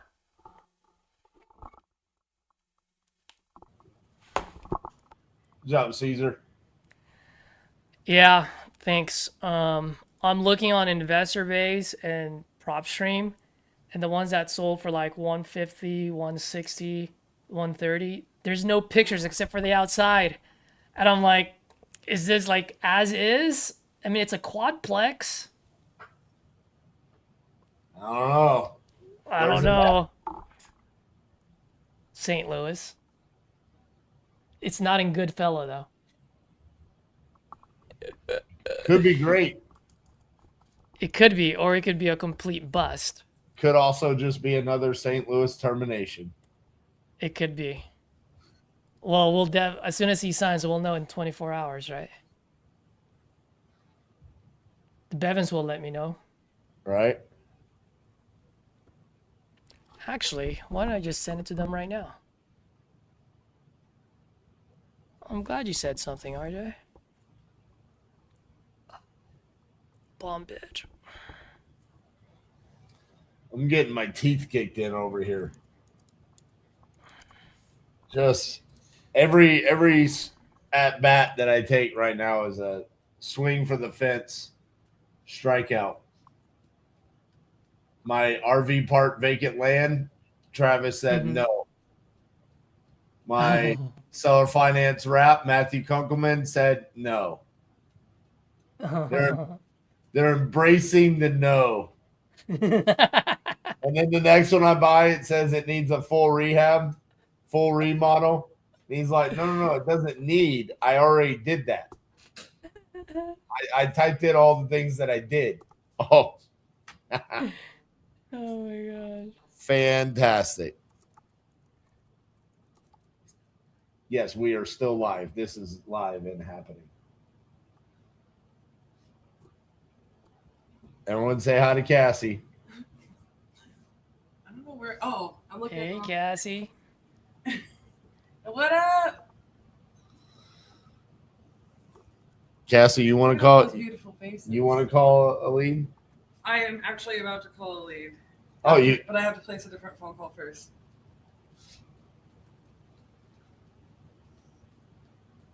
It's not a new lead. RN 7400 wants us to check out the Missouri regulations that are being proposed. We will fight them with you.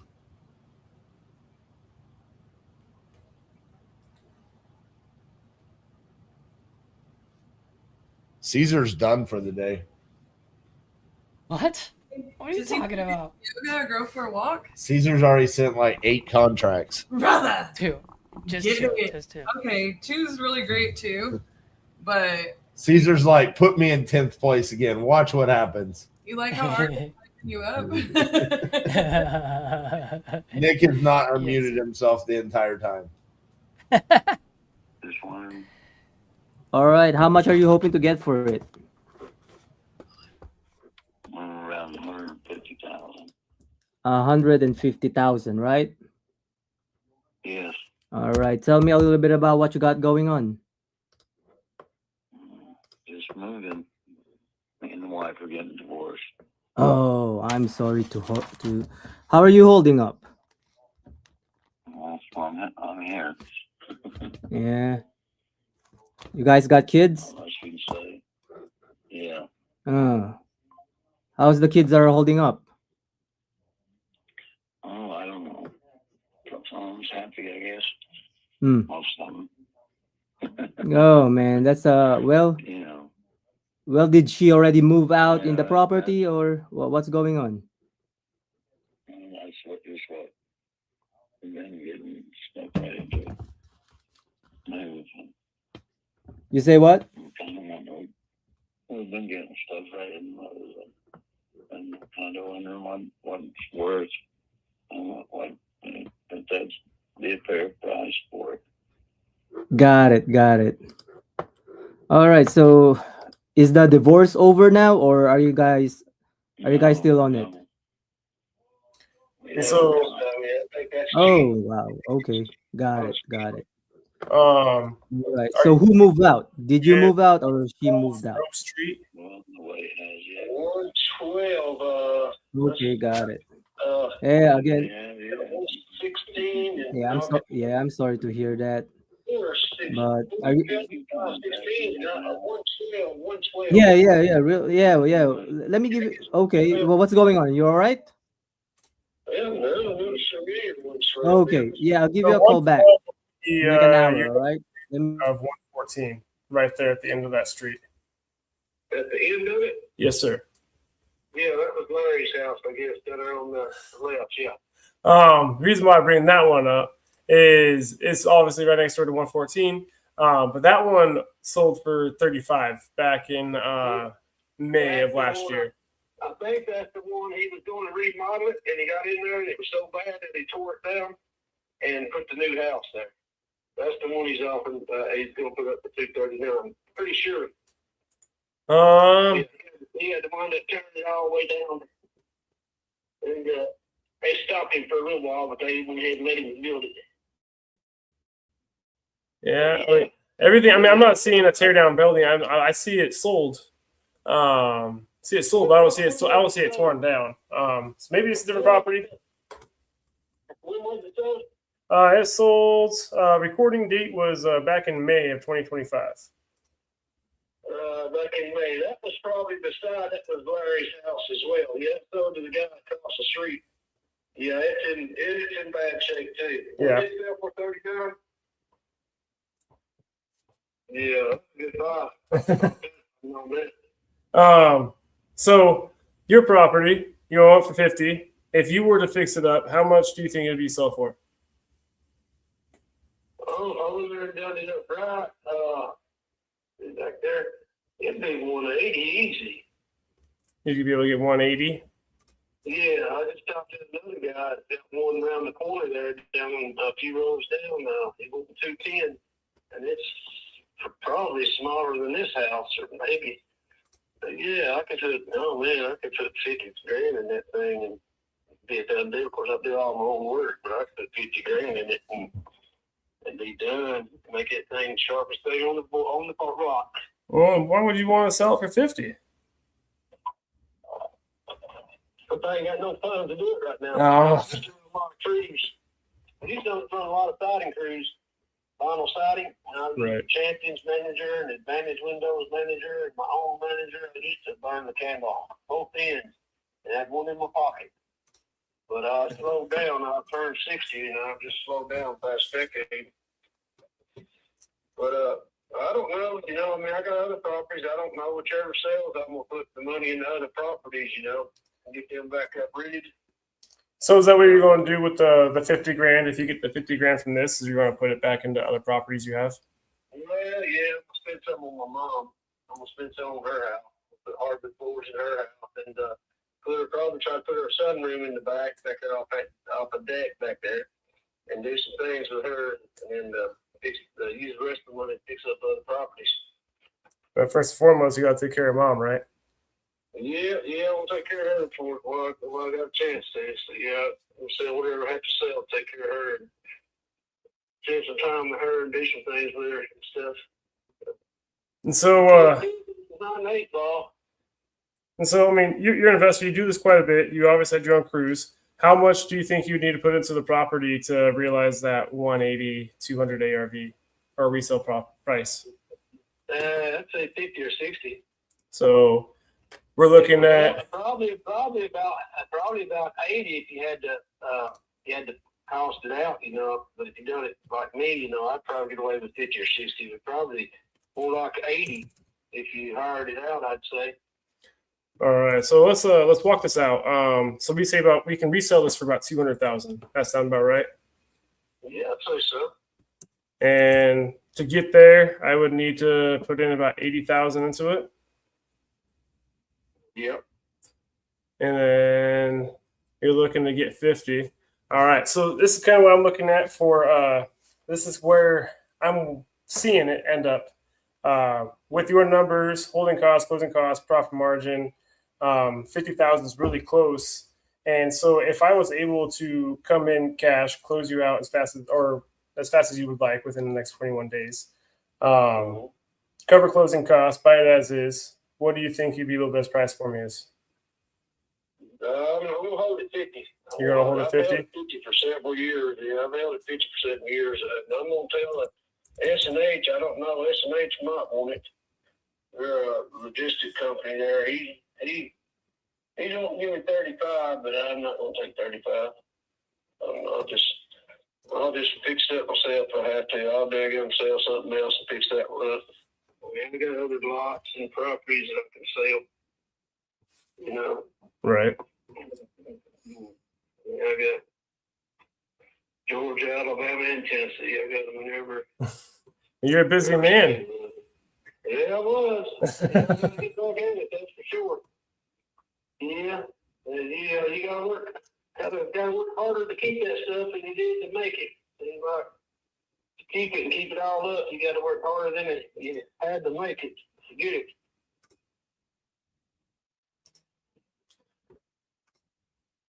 All right, Richard. And do you have an email, sir? Yes. So Joyce Dixon, JOYCE DIXON 788 at gmail.com. All right. So how it works for me is I agreed to your 50,000. I'm going to be sending you over a contract. In that contract, it's a simple 2-pager, basically stating that you're the seller, I'm the buyer. I agree to pay you 50,000. Going to go out there, have an inspection period. Based on how the inspection period goes, if everything comes up as we discussed in the conversation, good to go. We can move forward. If not, then we will have to renegotiate timeline and price. Outside of that, also we'll be submitting it to title. Make sure that we have a clean title. Title usually takes 2 to 3 weeks, as you know. And once that is clear, we should be set to go, clear to close. Does that sound fair? That sounds fair, but I'm not going to sign anything until you get your inspection done and stuff. Well, I mean, unfortunately, we're at an impasse there because, I mean, as you know, I've been in business long enough to have dedicated hundreds of hours to going, walking properties, and coming to agreements with sellers, only to get burnt and waste a lot of time. And so the way I do it is I'd like to get the popular contracts. We already negotiated. We already came to agreement. And so I'd like to get that inked and get that taken care of. That way I can get that submitted title. The inspection is strictly just to make sure I know exactly what I'm getting myself into. 90% of the time. You'll send somebody to meet me. I'll meet with somebody and show them the property, but I'm not getting under contract on it.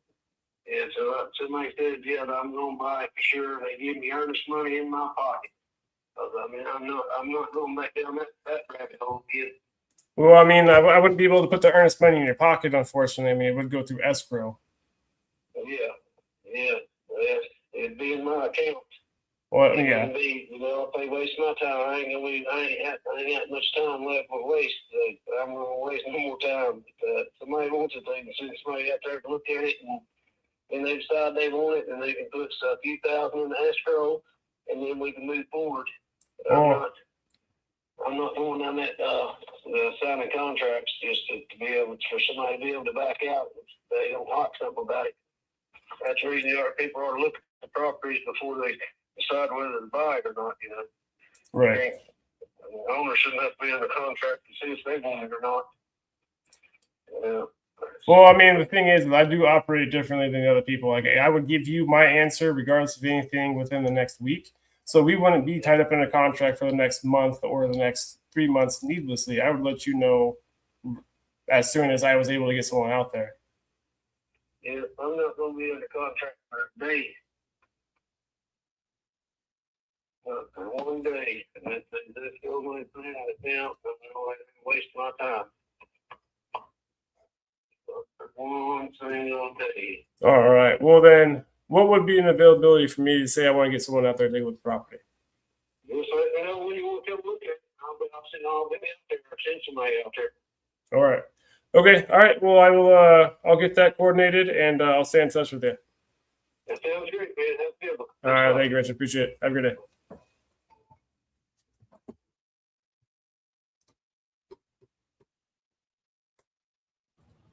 Nick, on that one, Yes, sir.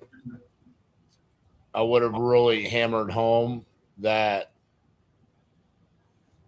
even on a retail transaction, what he's asking you to do would still not go down that way. Right. Right. No one is going to invest on an inspection prior to having a signed contract and having equitable interest. Right. No one does that. They can go walk it and see it, but then what happens on a retail transaction? Signed contract, inspection period, inspection gets done, renegotiation, earnest money is refundable, and then whether or not they come to terms is the second negotiation that has to happen there. Okay. So really just lean, because I mean, he wasn't an investor himself, so I was trying to lean into that, hoping he kind of understood it. But is that, where did I lose it? Because I noticed the tonality shift. Like, he was chummy, and then he all of a sudden kind of got guarded with me. I think once he laid down the laws of what he wanted, and when you told him no, I mean, which I don't necessarily think it's bad when you lose a deal like that, because now you realize you're not going to be dealing with an unreasonable seller. Right? He's asking you to do something unreasonable. I felt like the thing that you should have done was explain the process and been like, you know that this is the process. Right. Okay. You're an investor. You've done enough transactions. You know how this actually takes place. And what you're asking me to do is not how real estate transactions are actually done. Right. Awesome. Thank you, sir. Appreciate it. All right.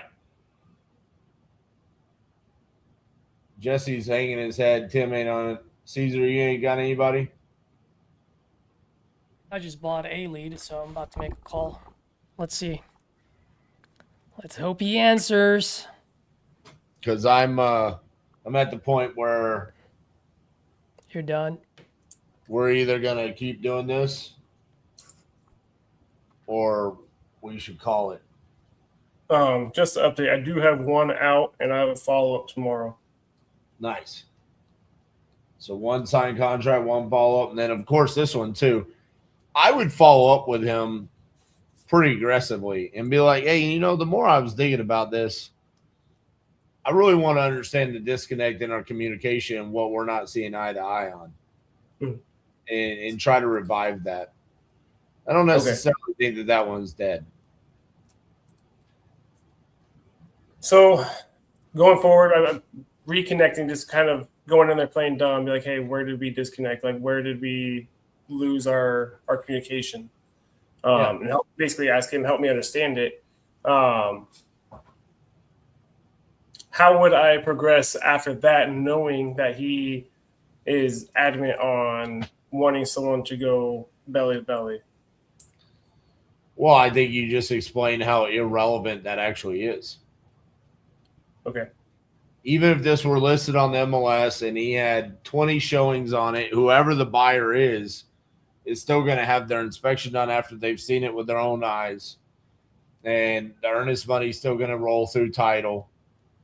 And then there's still always going to be the option for someone to back out of a contract. That's what earnest money is there for, is for if you decide to not perform, the earnest money goes to the seller. Right. I don't think I didn't allay his fears because he was taking. I don't know if you heard the beginning of it, but he was taken advantage of by a wholesaler at the beginning. And so I think I didn't appease or alleviate that fear enough either, because as soon as we got to that point, he kind of took it as someone needed to be there local. So I kind of took an interpretation of he's been burnt by a virtual wholesaler. He didn't want to deal with another one again. Yeah, but also, what does burnt mean? I mean, burnt could have meant that he just got terminated. Right. Well, he didn't even know his property was on the MLS. Oh, so a wholesaler listed it on the MLS. Correct. Yeah, because I was like, hey, I signed out. Let's see, this property was listed last year at 55 to sell, and he just went on this whole tangent of it being from a virtual wholesaler representing his company and never paying out earnest money, which is why that came up at the end of the call. Well, again, it's always irrelevant what our competition has done. Right. That doesn't mean that that's what I'm going to do. And I shouldn't get punished because somebody else did something wrong.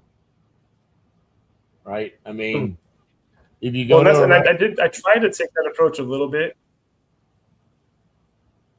Sorry, go ahead. What I was going to say is that you don't go to a restaurant and get food poisoning and decide that every restaurant is bad. Right. Yeah, and I was trying to relay that, and I don't think I relayed it clearly enough. Because I was trying to say, hey, I'll give you an answer within the next 10 days. So I tried. I don't think I differentiated myself enough from the other person. What is it specifically about his process that you didn't like, and what do I need to not do? That's easy. You know, everything that was probably done there, not a part of our process. Listing on the MLS, we don't do that. So it's like those are the easy things to overcome. But I think it not every call is supposed to be a one call close either. Right. And I would say if I had to pick if I had to stereotype the typical multi-call close, it's an elderly man. Yep. Okay. I'm kind of picking that up too. Yeah. I mean, that's feedback. Can't tell you how many times I've been told by an older man where it's like, I'm 75 years old and my entire process is I take 2 days to figure out what I'm going to do. Understood. So that being said, we are going to wrap this up. Congratulations to you guys, to Tyler, Hyro, for making the top 10. Extremely proud of you. I don't want you to give it away either. I mean, I've got a few properties and I never want to give away mine. So how much are you looking to get for this? The last offer I had was $289,000. 289. And did you take it? The guy ended up backing out at the last minute. Oh no, man. Did he left you on the 25th hour? Yeah. Was it like a 30-day close too? 2 weeks. Okay. It was 2 weeks, so it's a really weird story. Okay. Hit me. We had only had it up for sale for a few days. We suspected it was our next door neighbor. He came over and offered $289,000 as is, no inspections, and we said fine. And then the next day he came back and he wanted the mineral rights, and we said fine. You know, mineral rights are $60-70 a year, no big deal. Then he came back the day before closing and wanted to add his wife onto the deed. Said fine. Then the day of the closing, he came and he said that instead of offering $289,000, he thought he offered $29,000. What? Yeah, I think he might have been a little senile or something, or he just was buying it for somebody in his family, and they ended up not doing what they said. But Gotcha. Okay. All right. Well, no, it's JESSC. My mama named me after the outlaw. Oh, Jesse James. No inspections and no nothing. Okay. Yeah, that's my middle name. What is your magic number? What makes sense for you? All right. No, In Oregon. Jesse J. I like that. That's cool. Yes, sir. Yes, sir. I can go to 2 Uh, I like to say my mom and dad drive. the process is spent Me after robbing Okay. It's called me robbing the hood now. So Robbing the hood all now. right, so I'm just looking at some of the properties in the area. If you don't mind me asking, what got you looking to sell this property? Matt. Oh, nice, man. What? Out in Fort Worth as well, or a different place? No, actually, Well, hey. no, it's in Fort Worth itself. And, that house that we're selling is 3 bedrooms, 2 baths, has a pool and everything. Brand new air conditioner, furnace. But the house we're buying has 5 bedrooms, a formal living room, a formal dining room, a formal den, a kitchen with a walk-around island in it. The backyard patio will seat at least 22 people. Has 3 fireplaces and a big ass backyard. Whew. My man. When are you guys closing on that one? Or when are you guys looking to buy that? As soon as I sell this house. Okay. So you absolutely need to sell this one then, huh? I'm sorry, what now? I say you absolutely need to sell this one to get the other one, huh? Yeah. Got it. Okay. You buying it cash or are you putting a pretty good down payment on it? Cash. Cash. All right. All right. So let's talk about this property real quick here. Tell me a little bit more about as far as the condition, what I need to do here, and then I guess we can start with that. You might maybe need to put a new countertops in the kitchen. But the washer, dryer, refrigerator stay. The house is in good condition. Like I said, the air conditioned furnace are brand new. There's a pool in the backyard. It's got about a $1,500 pool cleaner in it. It's supposed to be the best in the industry. The pool equipment all works fine. The garage is immaculate. I just had the floors painted and everything else. It's immaculate. The carpet in there is all. There's carpet in the master bedroom. In the master bedroom, I guarantee you take a girl in that master bedroom. There's no reason you couldn't get laid. It's huge. It's got big cathedral ceilings in it. The master bathroom has a shower and a tub, a separate tub, 2 walk-in closets. There's carpet in the master bedroom, carpet in one of the other bedrooms, but the rest of the house is all wooden floors. My man, you should put this house on Zillow Gone Wild. What are you talking to me for? Well, let's face it. You're a realtor, I assume. So you know the situation with the market right now. The market it's a buyer's market. It's not a seller's market. There's ideally you want about 6 months worth of inventory out there, and there's about 1,600 to 1,800 months worth of inventory out there. But the house is completely totally paid for, so all I have to do is just pay electric and water, insurance, and taxes on it. The taxes that were in January, so they're already paid for the rest for this year, or net last year. And so my cost of owning this house and keeping it up is very minimal. Because obviously nobody's living there, so the electricity bill, I think 2 months ago was like $90. Mm-hmm. Yeah. Okay. And it has one of the biggest attics I've ever seen. You literally can stand up and walk all the way around the attic. Okay. Well, a couple of things, Armand, is one, I am not a realtor. I'm actually an investor. So I do buy properties to either flip them, rent them, wholesale them, whatever it is. So definitely, whenever I talk to folks, I always want to help folks out. If I can help you achieve your goal, get you that new place, and I can make a little bit of change on the back end, like those are the type of deals that I love to talk about, right? Well, I'm willing to sell you a house at what I think would be a good price, because I know what the houses are selling for in that area. At 260,000, that's cheap. The houses across the street from me just sold for a little over 305,000. There's a house down the street that sold for 320,000. I mean, you're not going to come in there and buy this house and make $150,000. Oh, I'm not. You could probably make at least 50,000 on it. Yeah, no, I'm not trying to do that. I don't care about home runs. I'm more of a base hitter. So I'm glad that you said that. So right now you're telling me the neighborhood is a low $300,000 neighborhood. Yeah, you can obviously you can pull it up and take a look. And that's No, what I the know. house is. So I'm seeing that. So it's about 300. So then now let me ask you this.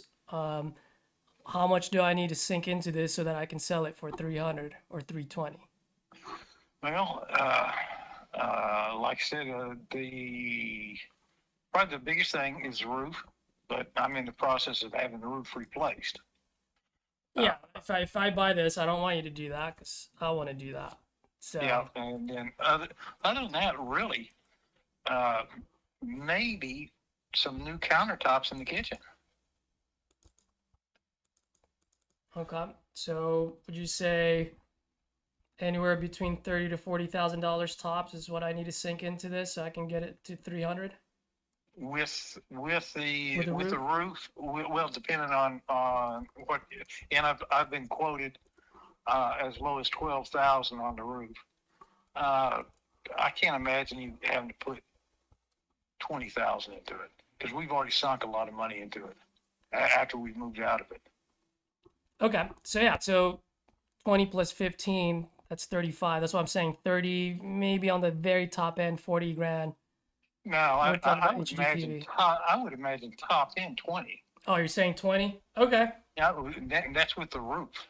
That's with the roof. Okay. So I'm totally ready to play ball on that one. So let's say 20. That being said, you've done remodels yourself.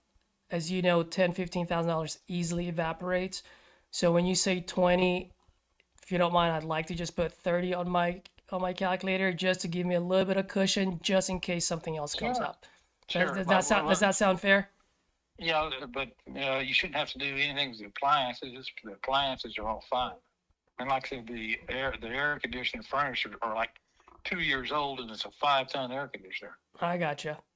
All right. So let's say I do put in just the 20, like you said, right? Now, as you know, as an investor, I've got other business expense, closing costs twice, holding costs, cost of capital, the whole shebang.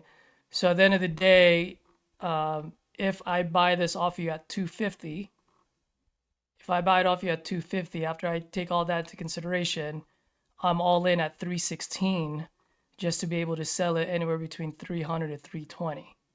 Yeah. So, and I know you don't want to give it away, and I don't like lowballing folks, but I don't like getting highballed either. And let me tell you one thing about this house.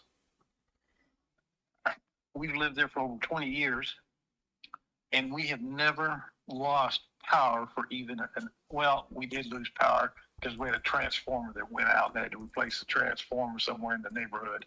But when we've had all these ice storms that people have been without power for 2, 3, 4 days or a week, we have never been without power. Yeah. I gotcha. And especially with the pool equipment, that's very important because if you don't have electricity, your pool equipment frees up, and then you're screwed out of $4,000 or $5,000 trying to replace it. But we've never lost power except that one time transformer blew, and I think we were only out for maybe an hour and a half. I gotcha. All right. Well, Armand, like I said, I mean, I want to give you as much as I can. That being said, I also got to be fair to my business, right? Sure. I mean, in order for you to get the new house, I mean, how much do you absolutely need for that, just so that we can make something happen here? I'd have to have 250 and 260 just to recoup the money that we spent on the old house, and we've the new house. We've already moved into it. We just haven't paid for it yet. but we've already spent probably good 25,000 redoing. My wife wanted all new wooden floors put in and things like that. Gotcha. Well, here's the thing, Armand. I mean, I know your 250 is your number, and here's the only thing I got to ask you, because you sound like a very smart guy and you've got some properties and you're looking to buy another one. I mean, at the end of the day, buying it at 250, like I said, my all-in would be 316,000. So I guess my only question to you is, would you ever invest $316,000 of your own money just to win $0? Well, you're not investing 316, you're investing.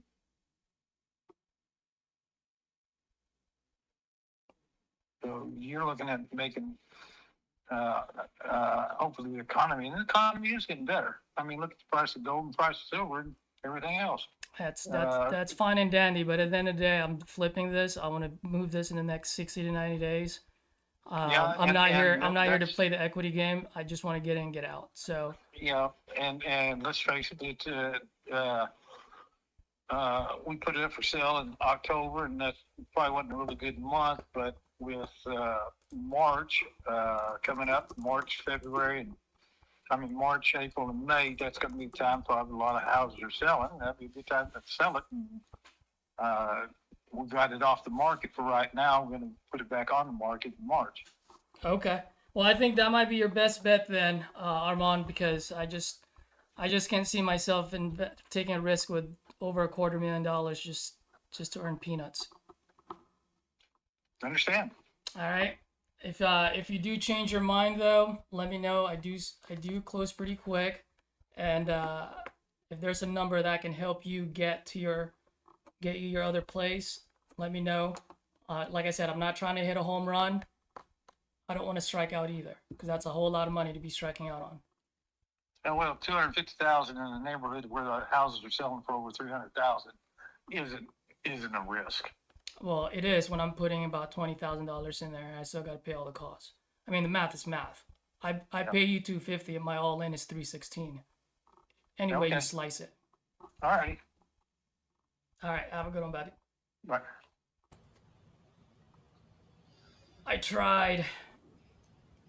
You know, Caesar, I will never get those 12 minutes back. I had already full on outroed us. Have you? I didn't know. I had you guys muted. I was doing the outro, and then you unmuted yourself so we could listen to you get shot down. I had to listen to a guy tell us how great gold and silver are when the prices just dropped like 70% overnight. Like, I don't even understand his argument. Like, $250,000 for a house in a neighborhood where they're selling for 300 ain't a bad investment when it needs $30,000 in work. Well, folks, it happens to the best of us. Well, it shouldn't have happened, but it did happen. None of us should have heard that. And so, Caesar, tomorrow, actually not tomorrow, Thursday, when I go on the implementation call, I need you to explain to me how you're going to give me 12 minutes of my life back. Because not only was it just horrible to listen to, but I had to sit here and listen to it as if like I haven't had enough of those calls in my life. But brother, I will say you are definitely the one-line assassin. You got a one-liner for everything. It is amazing. Well, thank you. I can't remember enough of one-liners like that. I come up with it off the cuff, but it just rolls off the tongue. I tried, man. Not the one lines, but I tried with this call. That. Although I will say those are the types of sellers that we do have to try to close. You know, I mean, he was motivated. His price was wrong, and he's not motivated enough. No, he's not. So, that being said, now that you're unmuted and you can actually hear me, and you had the volume up. what I was saying was, and on top of that, Jesse had a seller on the phone, and we muted Jesse to listen. Two for like 155,000. They still want 150. I thought, yeah, well, you've got ceilings that have fallen down inside now because there's holes on the roof, so it needs a new roof too. Oh wow. And I thought, yeah. I'm never going home. There's a lot of work that needs to be done there, but I would need to be able to pay off my mortgage here, and it's roughly around 110, 115 is what's left on it. And then I need to have enough money to renovate the other one to move into it. Now, granted, every single little thing that needs to be done there doesn't have to be done right away, but the bulk of it, like that place, needs a whole new kitchen and both bathrooms need to be redone. There's flooring that needs new floors and everything over there. But it sounds like but that's basic. it sounds like your property pretty much is. It sounds like you done did everything to it. It's pretty much turnkey. Yeah, the only thing this house needs is some of the siding outside. I had a guy that was supposed to, this was like 3 years ago, and I gave him quite a bit of money. And I got sick, and I was in the hospital with pneumonia for almost a month.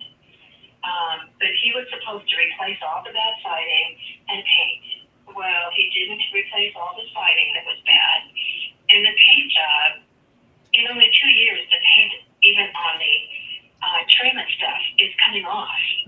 Which means he used lousy, cheap paint and probably watered down. And he painted over bugs. Oh no. Yeah, he was crappy. I wouldn't recommend him to anybody.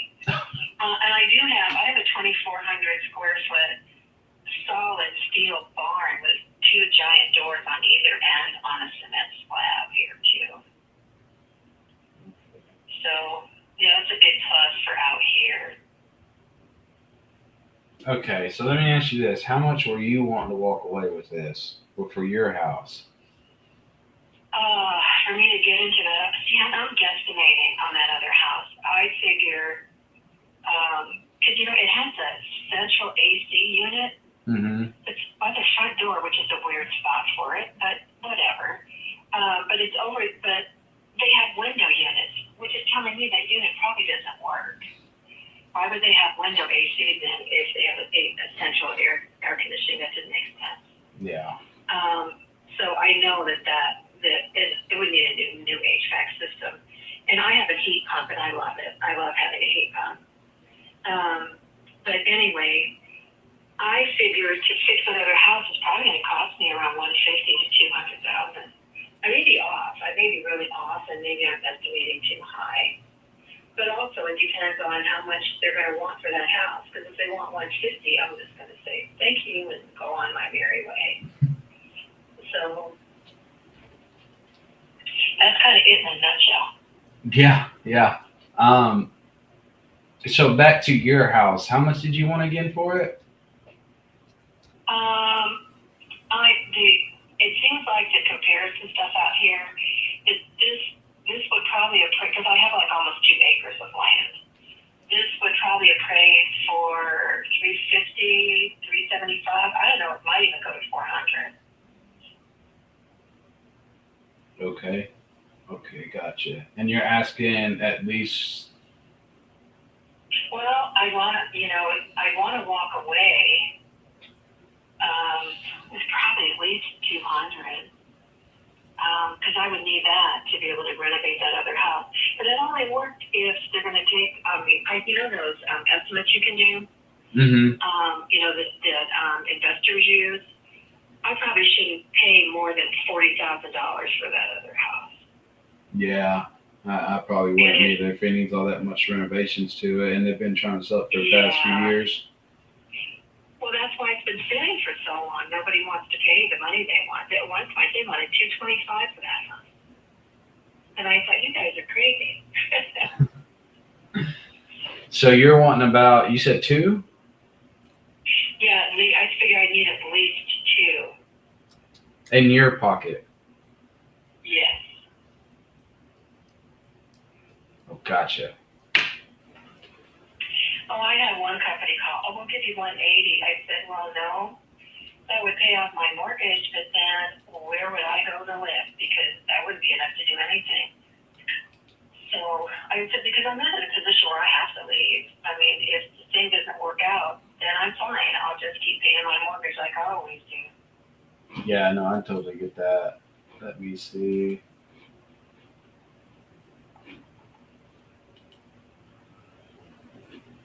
Oh, this is a hard one. Let me see if I can pull up something. And of course, the less, at least those people in California, they really haven't done anything to that property, and it's got broken windows now because it's been vacant for the whole 4 years. They bought it and nobody's lived in it. And the longer it sits like that, the more of a chance that people are going to go in there and try to take other stuff, whatever may be there. Yes, ma'am. So,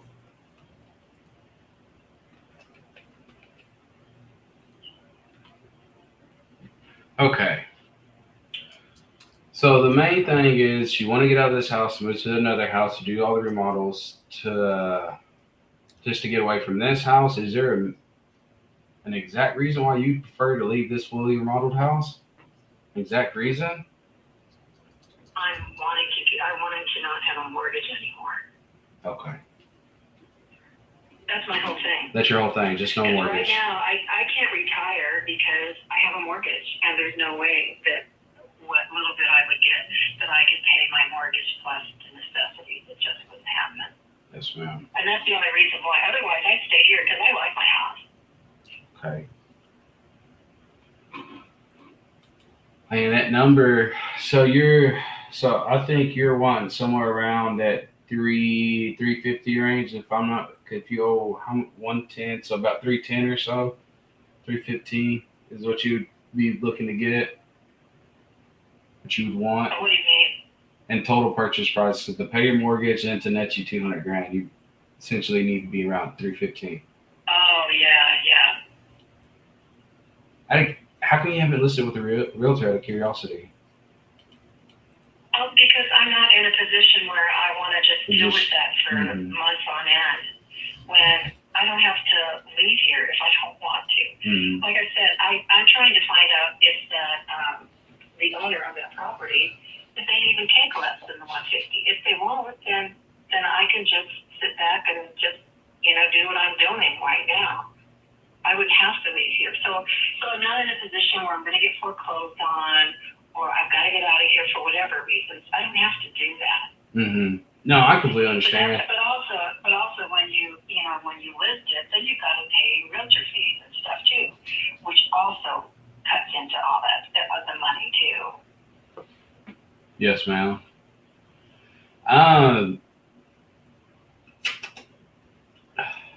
This is what I would say. Just giving you professional advice here. What I would do is I understand you cutting into the fees and stuff like that, but in order to get the maximum that you want, probably wouldn't be a bad idea to list it with an agent. It gets you, even putting at, let's say, 325 or 330 on the market, just to see who bites at it. You might get an offer to where, okay, you can still pay your agent, still pocket X amount. Because for me, honestly, I'd probably be around that 210 range, and I'd be wasting your time at this point. Yeah, I'm just reaching. I thought, well, maybe there's somebody out there. Maybe this would work. But I know that when you buy properties, I know you're trying to make a profit, and so a lot of times you're only going to give maybe half of what you could sell, the house for. But you probably deal more with people who are going to lose their home if they don't do something. Well, not necessarily. We deal with all types of people. Sometimes a lot of people. Yes, ma'am. Yeah. Oh, yeah. For an example, sometimes some people just don't want to deal with the agents. Like, hey, I'll give you, let's say, throw an example out there. I got a property out, in Longview. We got it for less than 150, and we put it, helped him, he wanted 150, fine. We'll market it, we'll deal all the realtors, and we'll still pay your closing costs and stuff like that. That property's clean, it's turnkey, nothing wrong with it, it's been updated. Yeah, I mean, it just depends on the situation, you know. If you just don't want to deal with realtors, then we'll deal with them and we'll handle the negotiations and we'll market it and we'll see what comes out of it, you know. But that just means we Oh, won't. I see what you're saying. Yeah, you know, that just means we wouldn't be the buyer at that asking price, you know. Right. hmm Like I said, it just depends on the situation. For your situation, like I said, I would probably just list it with an agent and just see what comes from it. If anything, you know, and just go from there. I think that's probably your best bet. I think I'm going to see what that house, because if they're saying they still want 100,000 or something for it, well, then I'm not going to waste anybody else's time with anything either. So what if they wanted a lesser amount? What if they wanted a lesser amount? So what if I call that person and be like, hey, you know, we'll do like 40 grand, 30 grand, or whatever the case may be. What do you mean? Like, what if I negotiated the deal for you? If we can make a deal on this house. Oh, I see what you're saying. Mm-hmm. Yeah, because my only thing is, I just need to have enough money to fix that place. Yeah, I mean, exactly. If there's electrical issues, I have an electrician that I've used for years, and he's not expensive, and he would go in there and get it done for a lot less than going through a regular company. But I don't know about the plumbing. I saw there's some old copper stuff in there that nobody really even uses that anymore. Mm-hmm. And I don't know, the foundation it's a pier and beam, and it felt fairly solid. But they also, I think they must have had a water leak, because there was some metal pinning around the base of the foundation. But it wasn't a guy could fit under there. It was only like 10 inches off the ground. But they had cut it and peeled it up. And then one of the rooms had a cutout in the wall, and I could see some new text line in there. So I figured they must have had a water leak, and they opened that stuff up to try to dry out underneath the house. That's what I think they did. I know that from experience, because I had stuff happen here. So you mean negotiate where you could get the price down, something would work here, and then I'd be able to fix that other house up and not have a mortgage? Is that what you're saying? Yes, exactly. You know, as long as we come to an agreement on this one, you know, as long as you're like, hey, you know, you don't beat me up on the price either on that, because obviously I don't know what we're paid either. You know, but I also want to make sure you get a good deal on the other property, and it's not so much repairs. You know. Right. You know, because at the end of the day, you shouldn't have to spend over $200,000. If you're spending $200,000 on repairs, you might as well just go ahead and build you a house at that point. I know. That's what I was thinking too. I thought, well, yeah, I should just find some land that, you know, I have like 1.87 acres here, and that other house, believe it or not, is 1.86. So it's like the same amount, almost the same amount of acreage, but it's a much bigger house. I'd have a lot more space in there. Mm-hmm. But, you know, but it's like, one of my sons, he goes, Mom, you just redid your house. What are you thinking? He goes, you're getting old. I said, thank you for reminding me of that. But I said, well, the thing is, I said, I can't work forever. You know, I've had some health issues in the past, and that stuff's improved a lot. But still, you know, I said, if something were to happen where I physically could not work anymore, I said, who's going to pay my mortgage? I said, that's my biggest worry, is the mortgage on my house. So you know what I'm talking about, this whole scenario of what I'm trying to do, right? Because I tried to explain that to some other people. They go, well, you could get a loan. I'm like, no. That's not what you want to do, though. Yeah. No. Yeah, you're trying to be debt free. Yes, I get it. No, I completely understand where you're coming from, and I get what you're saying.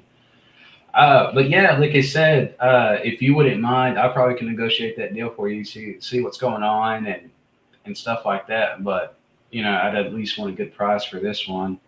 And this one would be the same thing. We would market it, obviously, too. We would market it, put it on the MLS and stuff like that. That way you can get a little bit of a higher price rather than a cash price. And just we would go from there.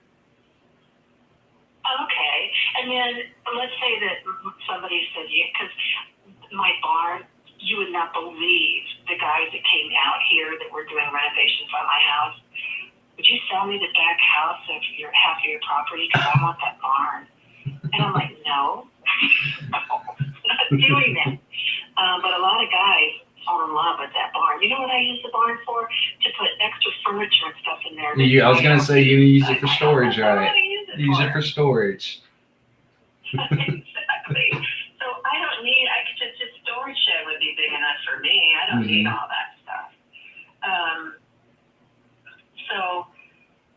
So everything would be contingent on that other house. And those guys, they're still paying, the taxes on it every year, and they have to keep the lawn up because it's still in city limits. I'm outside city limits where I'm at, but that other house is not. It's on city limits. So they can't let that grass get very high. So I'm just thinking it's a lot of upkeep, but maybe they want to keep, I don't know. Sometimes realtors, and I don't know where you're from, but sometimes people from California think that you come here and can make a killing on stuff because they're so used to such high prices, costs in California. And I understand that, but it's not like that here. So, I mean, prices have gone up quite a bit since I bought my house here, but I got a really good deal on this place too. So, well, okay. Now, what is your company? What company are you? I'm with Bico Solutions. I own my own company. I can also send you my website as well. That way you can look through it. Oh, okay. Yes, ma'am. Yeah, that way you can look through it and stuff and see what we've done and what we bought. So yeah, I can send that. Yeah, I'll send that to you as well. Let me ask you this: if that house didn't work out, did you have another house in mind?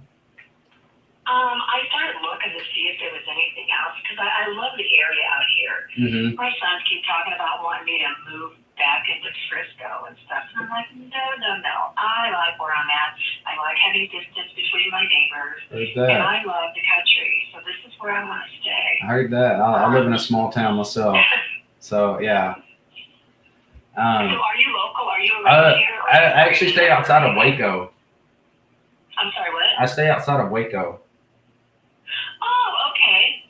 Oh, it's pretty cool down that way too. Yes, ma'am. Yeah, stay in really rural area. But yeah, let's do this. And I will tell you, another real, because I was looking on Zillow, so they had somebody call me, but I haven't signed a contract or anything with anybody, so I can do whatever I want to. So. Well, there you go. Okay. Well, let's do this.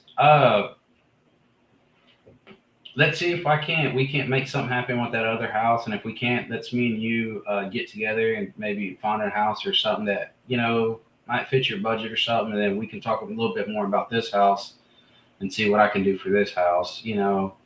Out of curiosity, what would you need in your pocket after the 110?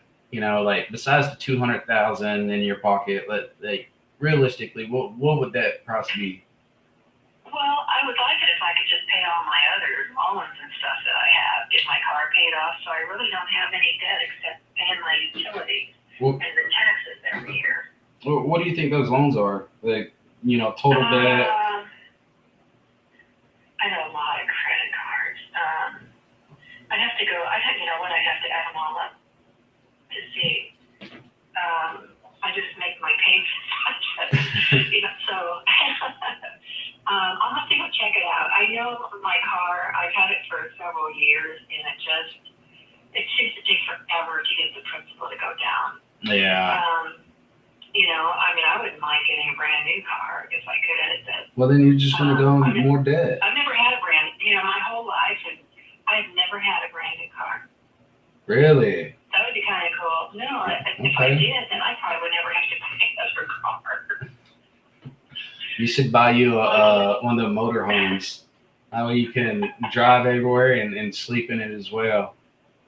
Oh no, I still like to do cooking, and I like to sew, and I have a lot of craft stuff. So I need that space. I really do. All right. But I'm kind of hoping that those people from California, I did call them, and they sent me a message back. and they just said, well, our money's tied up in other things, and we really can't do anything there. And, you know, we appreciate you letting us know that there's been more damage. We haven't been out there in over a year. So, because they booked a fly to come out here to check it out. Oh, wow. So, yeah, so they originally wanted like $225, because that's what I think. They thought they'd buy it for $150 and then turn around and sell it in the 200s and make a profit. Well, that didn't happen. And they've been slowly dropping the price down because they've been listing it for 4 years. Yes, ma'am. So, well, okay. Are you going to send me? Do you need my email? Do you have that? I think I have your email. It's let me make sure. Yes, is it 19rayj53@gmail.com? Yep, that's it. Okay. That's it. Is Ray J your middle name? And, my dad, it's Renee Jacqueline. My dad always called me Ray J. Got you. Okay, awesome. And what was your name again? My name's Jesse Borko. Oh, okay. Yes, ma'am. Yeah, let's do this. I'll call you back tomorrow. That way you can figure out tonight or something like that what your total debt you own or your car and stuff like that. We can go over it and see what we can do. And then, like I said, we can go over see how much money you really need and what you need in your pocket and make a deal. Okay, and what I'll probably do is like that other house. I know it needs some insulation in the attic. I have new insulation in this house too. I've only done a lot here, but I just need to not have a mortgage, and I just don't see that happening here. Where I could get this house paid off and have to work 2 jobs to do that. Yeah. So, okay, well, I'll play around with some stuff this evening then, Mhm. and then I guess we can chat tomorrow. Yes. What time are you available tomorrow? I'm pretty open. Yeah, I work from home. I'm a nurse, and I do medical reviews from home. Oh, okay. Yeah, I work for one of the Medicare administrative contractors. And so I usually start work around 7:30, and I quit when I can, but a lot of times I put in extra hours every day.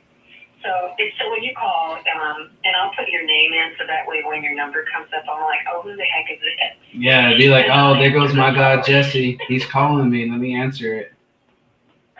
So I'll save your number. And I will tell you that realtor that called me from Zillow, have you ever talked to someone where you try to explain things and they just give you like these answers like, oh, for sure, or it's almost like they're Like a vague answer. They just don't like know. a robot. Yeah, they just don't know. You're not even listening to me, are you? Well, just know I'm listening to you. I heard everything you said. Let's see if I can. Well, even yesterday, I called her and I said, can I talk with you? I want to look at the house again. And she goes, give me 15 minutes. Well, an hour and a half later, I still hadn't heard from her. So I text her again. She goes, oh, I forgot to call you. Well, that didn't set real well with me either. Yeah. Well, let's do this. I know things can come up when you're busy, and I understand that. I mean, that happens with me at work too. So I understand that. But she actually told me she forgot. Well, let's do this. Let's set up a call tomorrow at, what do you say, 11 o'clock? Okay, that'd be fine. Perfect. I'll call you at 11. Just have everything ready. We'll go over everything. And like I said, if we can make something happen, we'll go ahead and make a deal, okay? And I'll send you an agreement. Okay. All right. It sounds great. Okay, Awesome. Thank you so much, Jackie. Thank you, Jackie. Yes, ma'am. Thank you for talking to me. Thank you. I'll talk to you later. Bye. Fantastic call, Jesse. We're so proud of you. What? Huh? We see why you made the top 10. We're not surprised. Yay. We got to watch you for 45 minutes, set up a follow-up for tomorrow. Dude. Whatever, bro. Oh, man. We were making fun of you in the chat. I said, Jesse's trying to get a second wife over here, man. Hang up the phone, bro. She wouldn't let you go. She wouldn't let me go, dude. Usually I'm the one that's like, hey, hold on, before you go, Right. we talked about this. Like, hold on. Oh, she was like, before you go, sir. Yeah, before you go, let me tell you about this. Oh man, that was awesome. So I think at this point, each one of us got at least some time on here to show. I thought this was awesome. I got to see several contracts get sent out. I sucked ass. I got the I did nothing good today. I did nothing. I think that's why I want to end this. I'm gonna go. Me too. The next week about like how bad I did today. So, but Caesar, great job. Tim, I thought you sounded good on the phones. You sent a contract, didn't you? Yeah, I sent it like one contract. It's Yeah, good. Jesse, how many contracts did you send? I only got one contract sent and signed. Well, that's fantastic, boys. So the winner of this competition, whoa, Tim, how did you just do that? Yeah, That's like cool. this. Let's go. Hey! Woo! How did yeah, there you go. Tim should have been the winner. That's all that was. Even There you go. I'll take that. Good job, boys. Everybody, show some love to the TU members for coming on here. Like the video. We'll see you guys tomorrow.